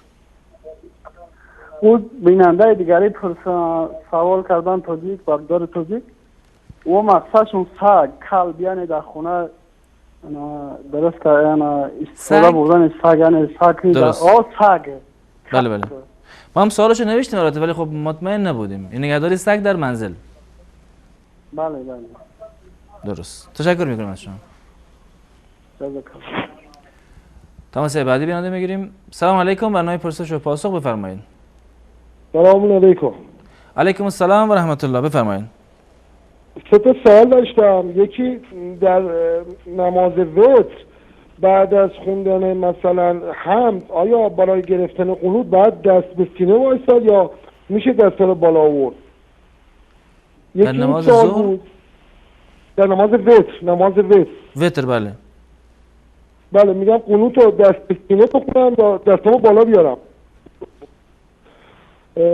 یه سوال دیگه هم داشتم. نماز سنت ظهر قبل از ظهر 4 رکعت نماز سنت ها 2 تا 2 رکعت بخونم یا نه 4 رکعت جمع بخونم یا مثلا 2 تا 2 رکعت باشه یا 4 رکعت پشت هم باشه؟ بله سنت ظهر. یه سوال دیگه هم داشتم. بفرمایید. یکی هم در نماز ظهر یا عصر رکعت سوم یا چهارم فقط حمد تنها رو بخونم یا حمد با یه سریت بخونم؟ اینم اگه میشه جواب بدیم. درست. تشکر میکنم شما.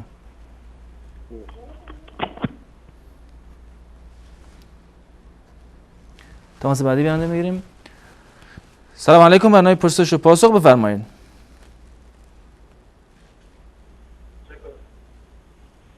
بله سلام علیکم. علیکم السلام و رحمت الله، در خدمت شما هستم.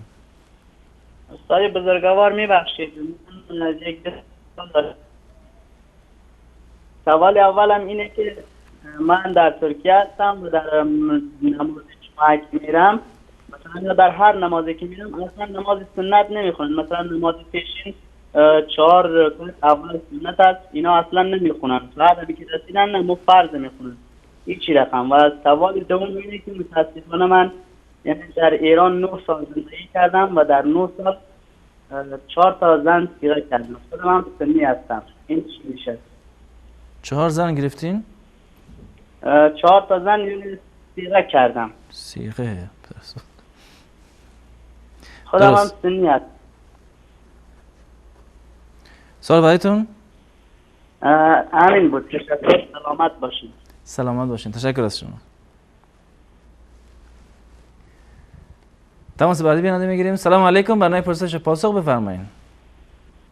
السلام علیکم و رحمت الله و برکاته. علیکم السلام و رحمت الله و برکاته. در خدمت شما هستیم. سلام بخشید. سوال ما اینه که در این ماه رجب گرفتن میگن ماه خدا است، روزه گرفته درست است؟ سوال دیگه هم دارین؟ سوال دیگر هم در همین روز رمضان میگن که در یک روز قضایی 3 روز گرفتن، 3 روز میگیرن. این چه خیلی میشه؟ درست. یعنی به جای یک روز رمضان که روزه نرفتین 3 روز باید قضا بگیرین. اینجوری؟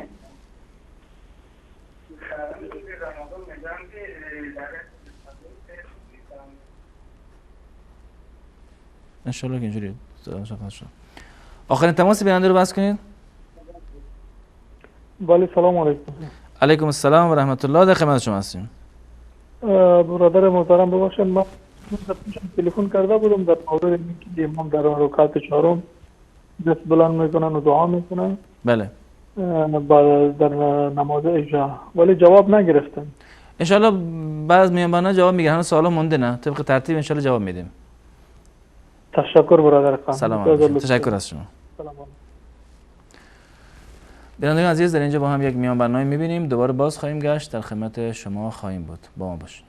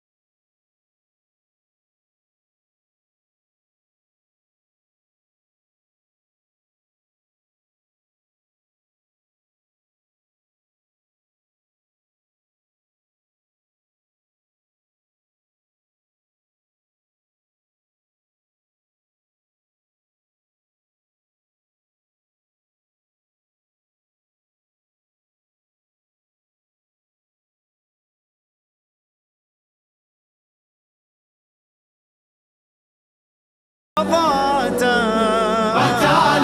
إنما الدنيا منام فأحلى ما تكون إذا انتبهت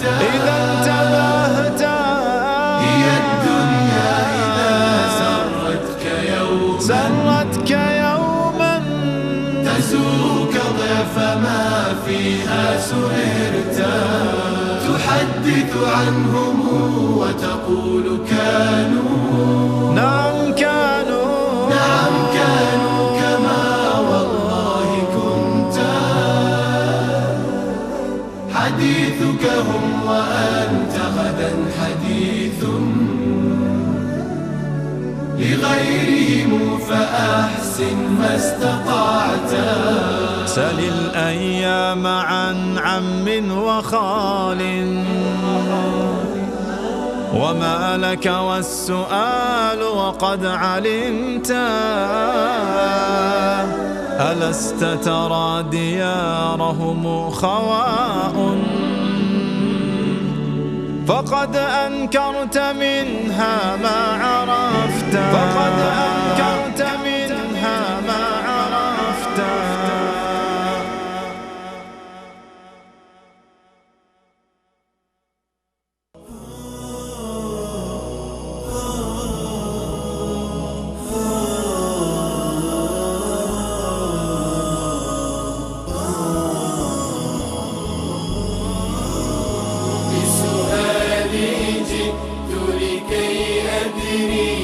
لأزيل الحيرة من أمري فهنا علم وهنا نور وهنا منبع كل الفكر نهر من فقه يتجلى بعقيدة صدق في صدري لبيك أتيتك في لهف بسؤالك يا أهل الذكر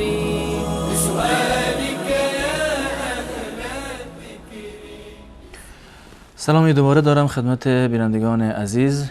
جناب مولانا طبق سوالایی که ترتیبی که از سالها مونده بیانه پرسیدن که در منطقه‌ای که هستن در وقت نماز عشا یا نمازهای دیگر بعد از رکعت چهارم امام دعا میکند و قنوت میخواند در خیلی از نمازها و میگوید که به خاطر مصیبت‌هایی که در بعضی از کشورهای اسلامی وجود دارد این دعا را میخواند. آیا این کار درست است؟ در نمازهای فرض پنجگانه در هیچ کدامی قنوت ثابتی در طول سال از رسول الله صلی الله علیه وسلم نقل نشده، نه در نماز فجر و نه در نمازهای دیگر. و چیزی که با عنوان قنوت نازله هست، نازله یعنی مصیبت، نازله یعنی مصیبت، یعنی این که وقتی که بر مسلمانان یک مصیبتی وارد بشود جایز هست که در نماز اضافه بر اون حالتی که در سجده هستند یا بعد از خواندن اتحیات هست می توانند که در حالت قیام و بعد از رکوع یا قبل از رکوع هم دعا بکنند. این دعا را بهش میگن قنوت نازله، یعنی قنوتی که به خاطر مصیبتی که بر مسلمانان وارد شده میخونند. و این قنوت جایز هست که در هر به اصطلاح نمازی که باشه، تفاوتی نداره، در نماز صبح هم جایز هست و در نماز عشا و بقیه نمازها هم جایز هست و اشکال و ممنوعیتی در این زمینه وارد نیست، گرچه از رسول الله صلی الله علیه وسلم در نماز فجر ثابت هستند که تا یک ماهیشون قنوت نازله میخوندند بر اون کسانی که 70 نفر از اصحاب رسول الله صلی الله علیه وسلم را و از قاریان قرآن را به شهادت رسوندند. جایز هست که اگر در مسجد ایشون یعنی یک کسی این قنوت را بخواند یا به خاطر همدردی با مسلمانان دعا بکنند، قنوت نازله بخونند، هیچ گونه اشکال شرعی وجود نداره و تا هر وقتی که مصیبتی بر مسلمانان باشه دعا بکنند این هیچ گونه اشکال شرعی ندارد، ولی اینکه ادامه بدهند، زیرا که رسول الله صلی الله علیه وسلم تا یک ماه این رو در واقع ادامه دادند. تا هر زمانی که مناسب میدونند دعا بکنند از نظر شرعی جایز هست و اشکالی ندارد. جزاکم الله خیر. اما اینو عرض کردم قبلا که به صورت مداوم ثابت نیست که جزئی از یک بخشی از نماز قرار بگیره، عنوان قنوت ثابتی که در طول سال اون رو بخونن، چون این چیزی ثابت نیست، فقط در هنگام مصیبت خواندنش ثابت هست. جزاکم الله خیر. نماز جمعه گفتن چند رکعت سنت قبلی دارد و چند رکعت سنت بعدی؟ در مورد نماز جمعه، قبل از نماز جمعه عددی مشخص نیست. یعنی سنت های قبلیه نماز جمعه عدد مشخص نیست. شما هر مقدار که بخوانید خوب هست و رسول الله صلی الله علیه وسلم تشویق کردن که ما در روز جمعه زودتر به مسجد برویم و هر وقتی که شما وارد مسجد شدید قبل از نماز جمعه نماز بخوانید تا وقتی که ما میرود برای منبر. اگر کسی یک 2 رکعت خون، 4 رکعت خون، 10 رکعت خون، 20 رکعت خون، هیچ گونه اشکالی و ممانعتی وجود نداره. این بستگی به توان و نشاط خود فرد داره. اما چیزی به عنوان سنت قبلیه نماز جمعه از رسول الله صلی الله علیه وسلم ثابت نیست و ایشون روز جمعه وقتی که وارد مسجد می شدن مستقیما می رفتن بر بالای منبر و حضرت بلال اذان می گفت و ایشون شروع می کردن به ایراد خطبه. این قبل از جمعه هست. بعد از جمعه روایت اومده هم 2 رکعت ثابت است از رسول الله صلی الله علیه و سلم و هم 4 رکعت ثابت است از دستور رسول الله صلی الله علیه و سلم. حضرت عبدالله ابن عمر رضی الله تعالی عنه که روایت در صحیح بخاری و صحیح مسلم هست، ایشون نقل میکند که کان لا یصلی بعد الجمعه حتی ینصرف فیصلی رکعتین.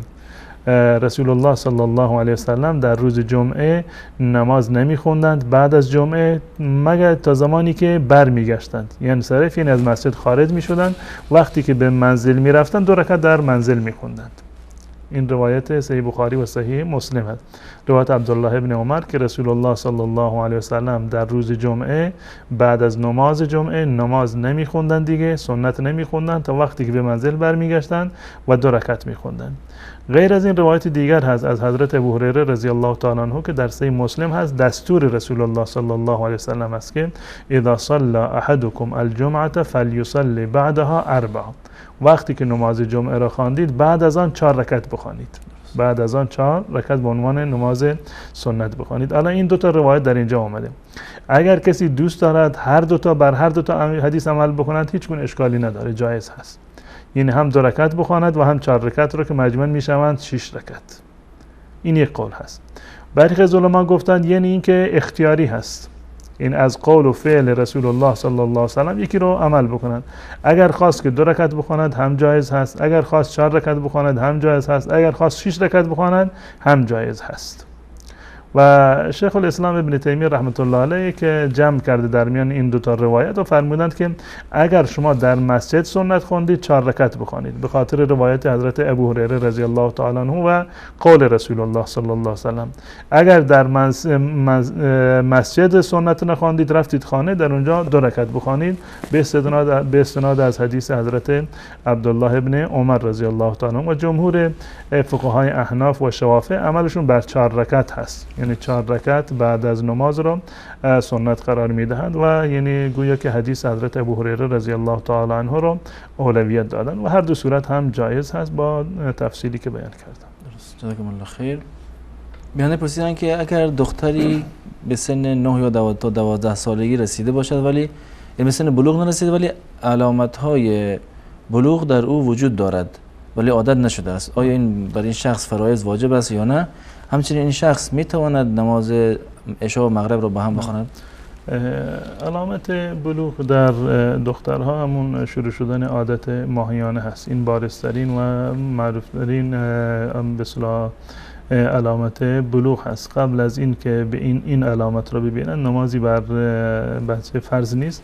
منتها رسول الله صلی الله علیه وسلم به ما دستور دادند که بچه ها را از 7 سالگی عادت بدیم به نماز و در 10 سالگی با اونها برخورد بکنیم اگر که نماز نخوندن. تأکید کردن در این زمینه، منتها به عنوان این که نماز بر اونها فرض بشود و اگر که ترک کردن یعنی یک فریضه الهی واجب شرعی رو ترک کردن، این بعد از بلوغ هست. بعد از بلوغ پسر وقتی که انزال بشود به قول معروف احتلام یا شیطانی بشود و دختر وقتی که عادت ماهیانه شروع بشود، اینها بارزترین علامت بلوغ هستند و اگر که این علامت ها به تأخیر افتاد، سنی که در میان فقها معتبر هست همون 15 سالگی هست، هم برای دختر و هم برای پسر. اگر این علامات دیده نشد قبل از این سن، پس از سن 15 سالگی به بعد نماز بر اونها واجب می شود. اما قبل از این هم که واجب بشود باید ما دستور بدهیم و امر بکنیم که نماز بخونن. و در مورد جمع بین صلاتین نه، جایز نیست که جمع بکنند به صورت عمومی که یک عادت همیشگی باشه که نماز مغرب و عشاء رو جمع بکنن به خاطر این که فردا مثلا درس دارن. این جایز نیست و میتونن که نماز رو زود بخونند، لازم نیست که نماز رو تأخیر بکنند و فاصله در میان نماز مغرب و عشاء چندان وجود نداره. معمولا 1 ساعت یا 1.5 ساعت وقتی که اذان گفته میشد بیشتر از این وجود نداره. یعنی این گونه نیست که بعد از نماز مغرب نماز بخونند و مغرب عشاء رو جمع بکنند فوراً برن بخوابن. من فکر نمی‌کنم جای این گونه باشه. حتما بیدار هستند تا زمانی که در واقع وقت نماز عشاء فرا میرسه. میشه وقت نماز مغرب رو اول وقت بخونن و نماز عشاء رو هم قبل از خواب وقتی که رفتن، ولی اینکه زود خوابیدند یا در اول وقت عشاء خوابیدند، همون اول وقت عشاء نماز عشاء را بخونن. اما اینکه جمع بکنند از نظر شرعی جمع برای همیشه و بدون عذر جایز نیست. درست، سپاسگزارم. بیننده بعدی پرسیدن که خواندن نماز سنت برای مسافر آیا جایز است یا نه؟ نماز سنت به اختیار خود فرد هست، خصوصا در سفر وقتی که باشن و اگر شما فرصت دارید و راحت هستید می توانید بخونید، هیچ گونه اشکالی و ممنوعیتی وجود نداره. یعنی رسول الله صلی الله علیه وسلم منع نکردند و نفرمودند که کسی حق ندارد که در سفر نماز سنت بخواند. در سفر یک نوع رخصتی آمده، سهولتی هست که نماز فرض رو الله متعال 2 رکعت قرار داده که اصل نماز همون 2 رکعت بوده و بعد 2 رکعت دیگر در حضر و در حالت اقامت اضافه شده. این یک نوع رخصتی هست. اما در مورد نماز سنت بستگی داره به نظر خودتون. اگر کسی خواست بخواند هیچ گونه اشکال و مانعی وجود ندارد. اگر کسی هم نخواند هیچ گونه گناهی را مرتکب نشده و اشکال شرعی ندارد. حتی در روایت اومده کسی که در حالت حضر همیشه پایبند نماز سنت بوده، وقتی که در سفر برود و نخواند ثوابش میرسد، زیرا که در وقتی که مقیم بوده در خانه بوده همیشه میخوانده. کسی که به خاطر سفر یا به خاطر بیماری نماز سنت رو ترک کند یا عبادتی رو که همیشه انجام میداده نمیتواند در سفر یا در حالت بیماری اون عبادت رو انجام بدهد، وقتی که در سفر میرود یا بیمار میشود ثوابش به صورت کامل به اون میرسد. در سفر اگر خواندید خوب هست، اگر نخواندید هم خوب هست، گناهی برگردن شما نیست. جزاکم الله خیر. بیان بعدی گفتن در منطقه شما کسی که فوت میکنه تا 1 هفته در یخچال نگهداری میشه، در سردخانه نگهداری میشه برای تحقیقات. گفتن عزاداری برای این و شخص چه زمان شروع می شود؟ از روز فوت یا از روز دفن؟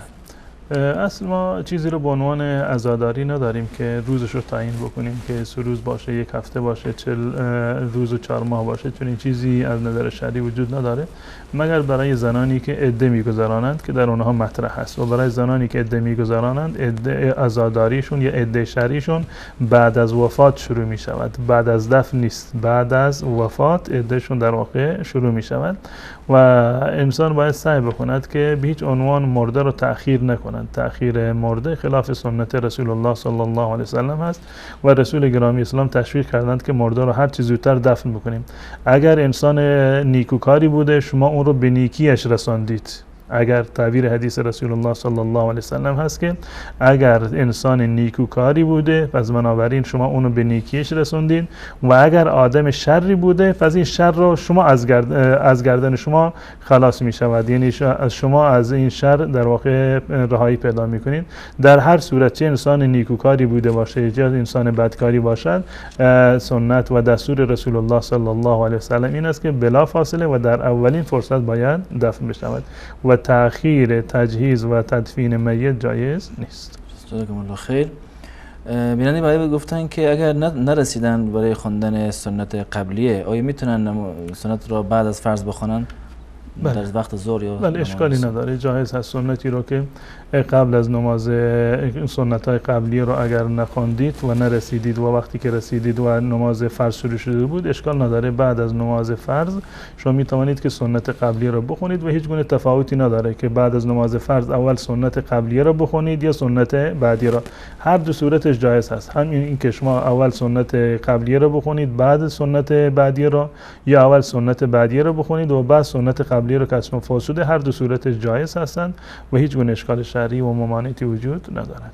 جزاکم الله خیر. نظر کردن چه حکمی داره؟ اساسا نظر کردن یک امر مکروهی هست، یعنی ما دستور داده نشدیم از نظر شرعی که نظر بکنیم برای یک نوع عبادتی، یعنی چیزی رو که الله متعال بر ما واجب نکرده ما نباید بر خودمون واجب بکنیم. منتها اگر کسی نظر کرد باید وفا بکند. اساسا نظر کردن درست نیست، مکروه است، اما اگر کسی نظری رو انجام داد باید بر نظر خودش وفادار بماند. جزاکم الله خیر. ببینید بعدی گفتن که خیلی وقتی که احوال پرسی میکنی میگه مثلا حالت چطور، از خوبی، چه خبر، میگن خدا بد ندهد یا خدا از این بدتر نکند. آیا این جواب درسته یا نه؟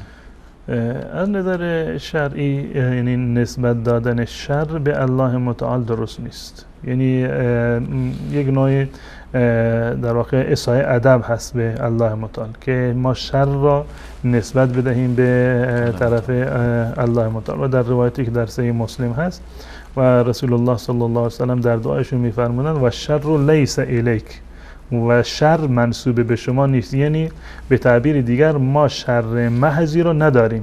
شر محضی رو که این شر محض رو ما نسبت بدهیم به الله متعال چون این چیزی وجود نداره، بلکه حتما یک خیری رو در بر دارد که ما اون خیر رو شاید که از دید ما مخفی باشد. به طور مثال بیماری اگر بر انسان میآید یا مصیبتی بر انسان میاد، جنبه دیگرش خیر هست برای انسان، یعنی با توجه به اجر و پاداش خیلی زیادی که انسان در این زمینه به آن میرسد، به خاطر ثواب صبر و شکیبایی که هست، به خاطر دعا و تضرعی که در این حالت انسان انجام میده، به خاطر رقت قلبی که به وجود میاد، التجا و مناجاتی که با الله متعال میکنه، تمام اینها در واقع یک سری خیری هستند که و چه بسا خیرهای دیگری هم هست که از دید ما پنهان است. پس بنابراین شر محض ما نداریم. هر کاری رو که ولو این که برای ما شر باشد اما از جنبه دیگر برای ما در واقع یک نوع خیری هست که در آن نهفته که ما از آن غافل هستیم. پس بنابراین نسبت دادن شر به الله متعال یک نوع سوء در واقع ادب با الله متعال هست و باید این شر رو مستقیما به الله متعال نسبت ندیم. گرچه به صورت تقدیر ما معتقد هستیم که هر چیزی که در دنیا اتفاق بیفتد از جانب الله متعال است، هم خیر و هم شر، اما این شر محض نیست. الله متعال شر محض نیافریده، بدین خاطر هم شر را به صورت مطلق نباید به الله متعال ما نسبت بدیم، گرچه به نسبت ما از یک جنبه شر هست اما از جنبه دیگر برای ما خیر خواهد بود. بنابراین اصل این جمله‌ای که گفته می شود که خدا بد ندهد، خدا شر ندهد، این در واقع یک جمله نامناسب هست که گفته می شود، بلکه در این موارد خصوصا برای بیشتر در مورد بیماری استفاده می شود. وقتی کسی می رود برای عیادت یک بیماری مثلا میگن که الله یا خدا به شما شر ندهد یا خدا بد ندهد، تعبیر برعکسش درست است. در روایت اومده که وقتی ما به عیادت بیمار برویم بگیم که لا بأس طهور ان شاء الله، خیر هست ان شاء الله، به جای اینکه بگیم که خدا بد ندهد بگیم که خیر هست ان شاء الله، لا بأس طهور ان شاء الله. این تعبیر دقیق تر و تعبیر به اصطلاح مسنون و شرعی هست. اما اینکه خدا بد ندهد به صورت کلی اینو نفی بکنیم، این از نظر شرعی نسبت بدیم به طرف الله متعال، این یک نوع سوء ادب و یک جمله نازیبا هست. درست. جزاکم الله خیر. بیننده برای گفتن در حدیثی آمده است که پیامبر براءت جستن از کسانی که در کشورهای غیر اسلامی زندگی میکنن.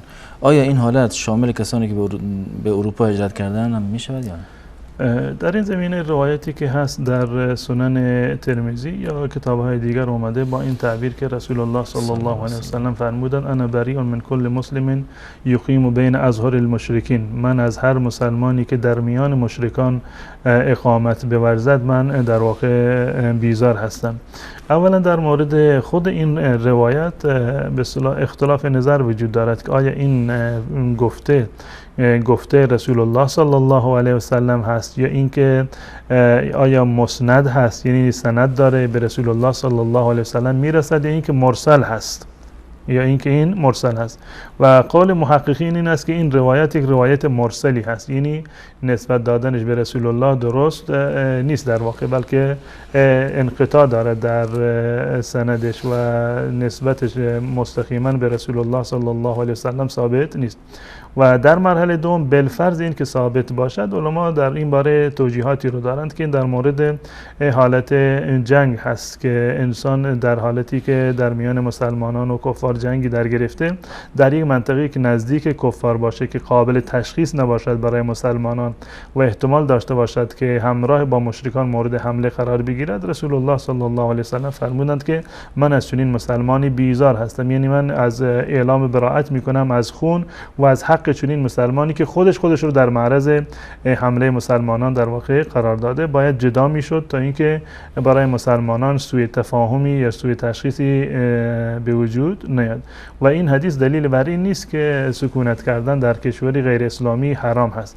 اگر کسی در کشور غیر اسلامی میتواند که شاعر اسلامی رو به جا بیاورد و خودش و فرزندانش در فتنه نیستند و مجبور نیستند که از اسلام دست بردارند، بلکه برعکسش تعداد از اونها میتوانند مبلغین خوبی برای اسلام باشند، هیچ گونه اشکال و ممانعتی وجود ندارد. بلکه اولاتر و بهترین است که کسانی که اهل دعوت هستند، اهل تأثیر هستند، میتونن تأثیر بگذارند، میتوانند که برای دعوت بروند و سکونت بکنند تا اینکه این پیام اسلام رو به غیر مسلمانان هم برسانند. درست. جزاکم الله خیر. بیننده بعدی گفتن وضع مالی هم خوب است، آیا زکات بر من واجب است؟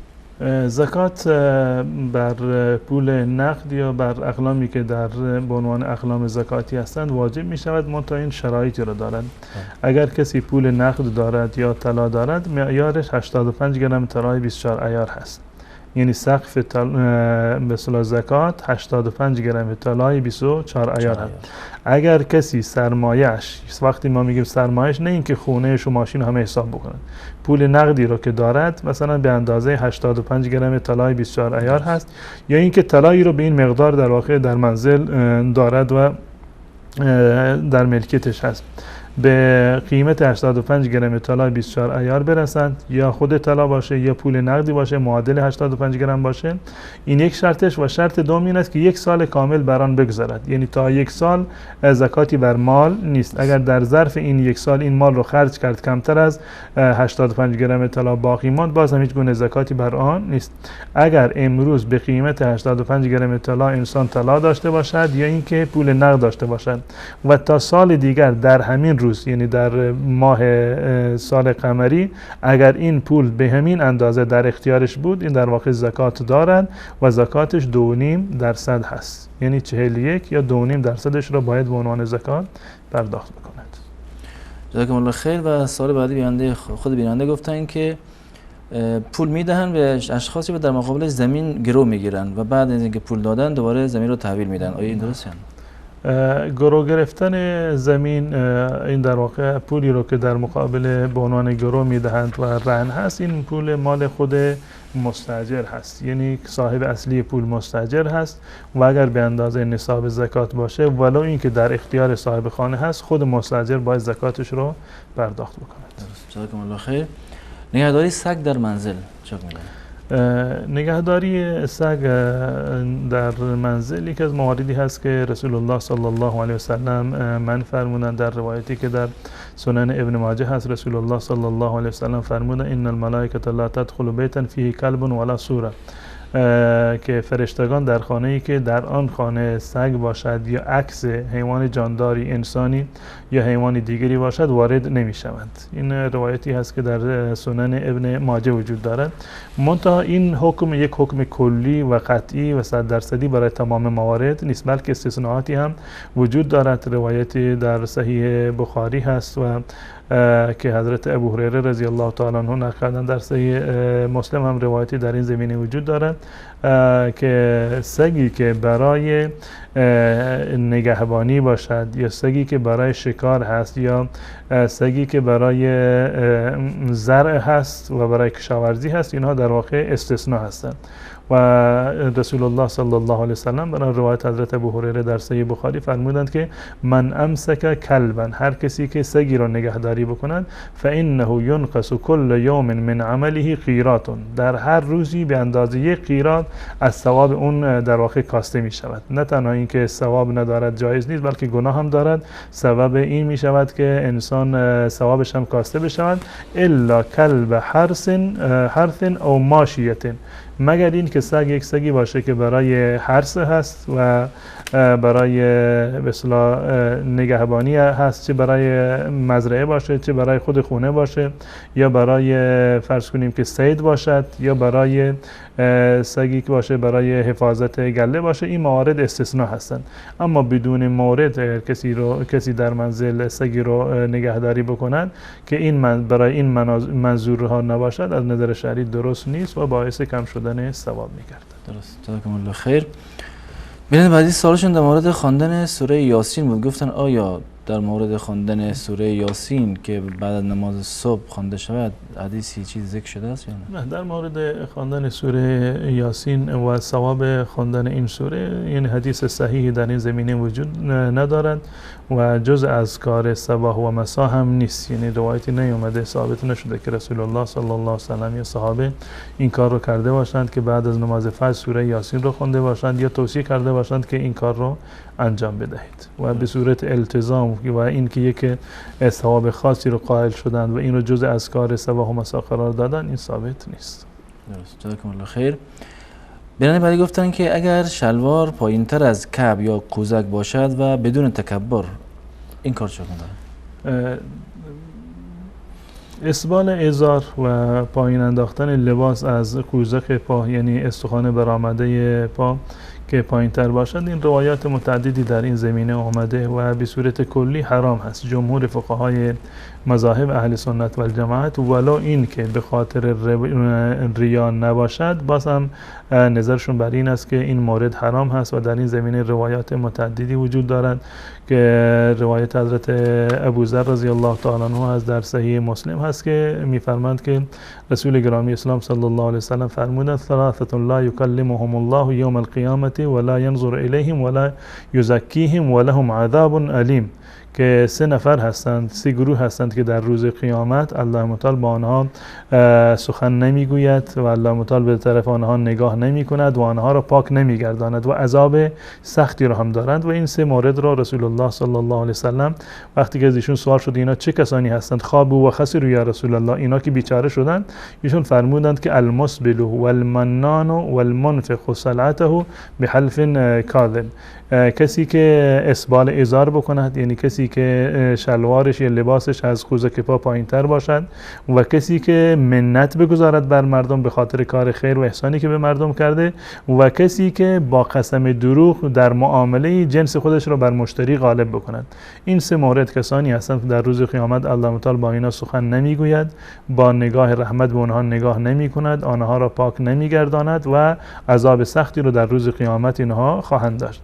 و در صحیح بخاری روایت دیگری هست که رسول الله صلی الله علیه و سلم می‌فرماند ما اسفل من الکعبین من الازار ففی النار، هر چیزی که از کعبین، از قوزک پا پایین تر باشد، این در واقع در آتش جهنم است. تفاوتی در این زمینه قائل نشدن بین کسانی که با ریا باشه، با تکبر باشه یا بدون تکبر باشه. در هر صورت نظر جمهور علما و مذاهب اهل سنت این است که چه به خاطر ریا و تکبر باشه چه بدون تکبر باشه، هر دو صورتش حلال هست، حرام هست. منتها در این زمینه روایت دیگری هست که رسول الله صلی الله علیه و سلم فرمودند که من جر ثوبه خیلا لم ينظر الله الیه، هر کسی که لباسش رو به خاطر تکبر بکشاند، من جر ثوبه خیلا، لباسش رو به خاطر تکبر بکشاند. این اولا که در مورد جر ازار هست، یعنی کشیدنش به اندازه دراز باشه و از قوزک پایین باشه که به زمین برسد.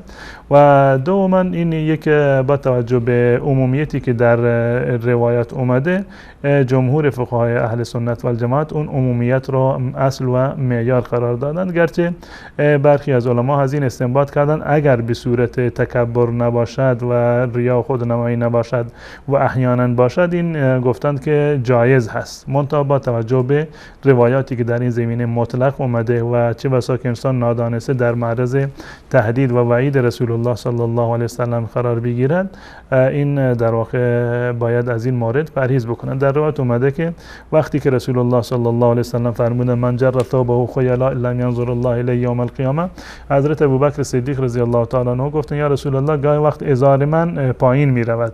گاهی وقت ازار من پایین، نفرمودند که من ازارم پایین هست یا پایین می بندم به اصطلاح شلوار و ازار خودم را. گفت که گاهی وقتی این گونه می شود که حواسم نیست و شلوار به مقدار از این قسمت قوزک پا پایین تر می رود. رسول الله صلی الله علیه و سلم فرمودند تو جز کسانی هستی که به خاطر خیلا نیست. یعنی اگر احیانا چنین شد شما متوجه نبودید یک قسمتی از روز مثلا لباستون پایین از قوزک پا بود، در این صورت اشکالی نداره، ناخواسته گناهی برگردن شما نیست، اما تا جایی که ممکن هست انسان باید پرهیز بکنه. جزاکم الله خیر. بیرانی برای گفتن که در هنگام وتر برای قنوت آیا باید دست به سینه همون حالت بیستیم یا اینکه دست را بلند بکنیم؟ با توجه به عمومیاتی که در این زمینه اومده که یکی از سنت های دعا رفع یدین هست و با توجه به این که حتی از صحابه هم ثابت هست، از حضرت انس رضی الله تعالی عنه ثابت هست که دست‌ها رو بلند می‌کردن و همچنین به قیاس از قنوت نازله که رسول الله صلی الله علیه و سلم در قنوت نازله دست‌ها رو بلند می‌کردن، در هنگام قنوت وتر هم اولاتر و بهتر بلند کردن دست هست. بلند کردن دست است با توجه به عمومیاتی که در این زمینه وجود دارد. اما باز هم اگر کسی دست بلند نکرد و دست روی سینه بس، باز هم اشکال شرعی و ممانعتی وجود ندارد، گناهی رو و خلاف شرعی رو انجام نداده، اما رفع یدین بهتر از عدمش هست. جزاکم الله خیر. سوال بعدی بیان گفتن که سنت بعد از ظهر را 2 رکعت بخوانن یا 4 رکعت با هم؟ سنت قبل از ظهر را که 4 رکعت هست، این اولاتر و بهتر این است که 2 رکعت بخوانید. دلیل این که رسول الله صلی الله علیه و سلم فرمود صلات اللیل و النهار مثنا مثنا، نماز باید 2 رکعت باشه. و اگر به خاطر روایاتی که به صورت عموما اومده که در روایت حضرت عایشه رضی الله تعالی عنها وقتی که سنت ها را تقسیم میکنن، در اون روایت اومده که 4 قبل از ظهر، 4 رکعت قبل از ظهر. اگر کسی 4 رکعت رو یک جا بخواند باز هم اشکالی وجود نداره، اما اولاتر و بهتر این است که 2 رکعت بخواند، ثوابش بیشتر هست. جزاکم الله خیر. بیننده برای گفتن در رکعت سوم و چهارم آیا فقط سوره حمد را تنها بخوانیم یا آیه هم به آن اضافه کنیم؟ بله، اصل بر این است که در رکعت سوم و چهارم در نمازهای فرض فقط سوره فاتحه خونده بشود، اکتفا بکنید به سوره فاتحه. اما اگر احیانا یک سوره دیگری خواندید هیچ گونه اشکالی در نمازتون به وجود نمیاد. اگر احیانا خوندید یا فراموش کردید یک چیزی اضافه کردید، یک سوره رو خوندید، هیچ گونه اشکال شرعی به وجود نمیاد. اما با توجه به اصلی که در این زمینه وجود دارند، 2 رکعت اول پر خوانده میشوند و 2 رکعت آخر خالی خوانده میشوند. و احیانا ثابت شده در حدیث حضرت طلحه رضی الله تعالی عنه که گاهی وقتی رسول الله صلی الله علیه و سلم یسمعون الآیه، یعنی به ما میشنوند آیه رو، حتی در رکعت سوم و چهارم میشنیدیم که احیانا رسول الله صلی الله علیه و سلم یک چیزی را میخونند. اگر احیانا خواندید هیچ گونه اشکالی وجود نداره، اما به صورت یک اصل دوام همیشگی، اصل بر این است که 2 رکعت اول پر خوانده میشوند، یعنی سوره فاتحه و سوره خوانده میشوند و در 2 رکعت آخر فقط سوره فاتحه خوانده میشوند. جزاکم الله خیر. تقریبا 2 دقیقه بیشتر تا پایین برنامه نمونده، به چند سال مونده. بیاندی گفتن که نماز سنت نمیخونم، فقط فرض میخونم، در ترکیه هست. این فضیلت رو از دست داده و این مکملی رو در واقع برای نمازهای فرض خودش ندارد. بخوانید این شما ثواب بیشتری رو میبرید، مکمل نمازهای فرضتون هست. و اگر نتوانستید و نخواندید گناهی برگردن شما نیست. در روز قیامت الله نمیپرسن چرا نماز سنت نخوندید. به خاطر روایت حضرت طلحه که یک فردی از بیابان اومده بود و گفت که والله لا ازید علی هذا ولا انقص، رسول الله صلی الله علیه و سلم فرمودند افلح ان صدق، اگر صادق باشه یعنی نمازهای فرض رو دقیق بخواند این کامیاب هست، ولی اینکه نماز سنت نخوانده باشد. نماز سنت بخواند این باعث رفع درجات و باعث تکمیل شدن نماز فرض می شود، نخواند گناهی برگردنش نیست. درست. جزاکم الله خیر. سال بعدی بیانه گفتن که میگوین ماه رجب ماه خدا هست، آیا روزه گرفتن در این روزه؟ تمام ماه‌ها ماه‌های خدا هستند و منتها روزه گرفتن در ماه رجب هیچ گونه دلیلی رو ندارد. یعنی دلیلی برای روزه گرفتن در ماه رجب یا نماز خاصی خواندن یا شبی رو احیا کردن در ماه رجب هیچ گونه دلیل شرعی در این زمینه وجود ندارد، جز اینکه جز ماه‌های حرام هست. فضیلت دیگری برای انجام عبادت یا روزه و اعتکاف و نماز شب نیست. جزاکم الله خیر. بیانده گفتن که به جای روزه ماه رمضان باید 3 روز قضای آن را گرفت، آیا این درسته؟ نه چنین چیزی وجود نداره. درباره روزه ماه مبارک رمضان اگر کسی روزه نگرفته باید یک روز رو قضا بیاره، یا اینکه این روزه بوده روزه رو خورده یا اساسا نتوانسته عمدن روزه نگرفته، یا کسی به خاطر بیماری روزه نگرفته، زن به خاطر عادت ماهیانه روزه نگرفته، تمام این موارد قضایش فقط یک روز است. یک روز رمضان قضایش هم یک روز از غیر رمضان هست، مگر در صورتی که کسی روزه رمضان را با جماع و همبستری شکسته باشد، روزه باشند زن و مرد با هم دیگر همبستری بکنند، در این صورت قضایش همون 60 روز هست کفارش، و در صورت‌های دیگر همان یک روز هست، نه 3 روز و نه 60 روز. درست، جزاکم الله خیر. و بیننده پرسیدن که 4 بار صیغه کردن در حالی که از اهل سنت هم هستن. صیغه از نظر اهل سنت و الجماعت حرام هست و مساوی با زنا هست و به هیچ عنوان جایز نیست، و رسول الله صلی الله علیه و سلم به صورت قطعی و نهایی این نوع ازدواج را که در زمان جاهلیت و صدر اسلام بوده اینو به صورت کلی ممنوع کردن. روایت شیعه و سنی در این زمینه هست و گناهی بوده که انجام دادن، باید استغفار و توبه بکنن. درست، جزاکم الله خیر. خسته نباشین. وقت برنامه تموم شد. از بینندگان عزیز تشکر میکنیم که تا این لحظه با ما بودن و در اینجا به پایان برنامه رسیدیم. تا یک دیدار دیگر همه شما را به الله متعال میسپاریم. السلام علیکم و رحمت الله و برکاته.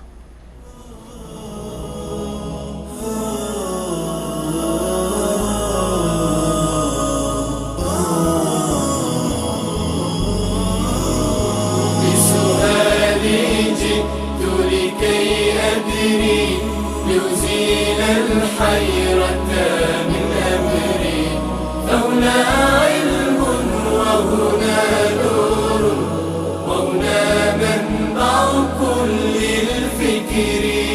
نهر من فقهه يتجلى بعقيدة صدق في صدري، لبيك أتيتك في لهف بسؤالك يا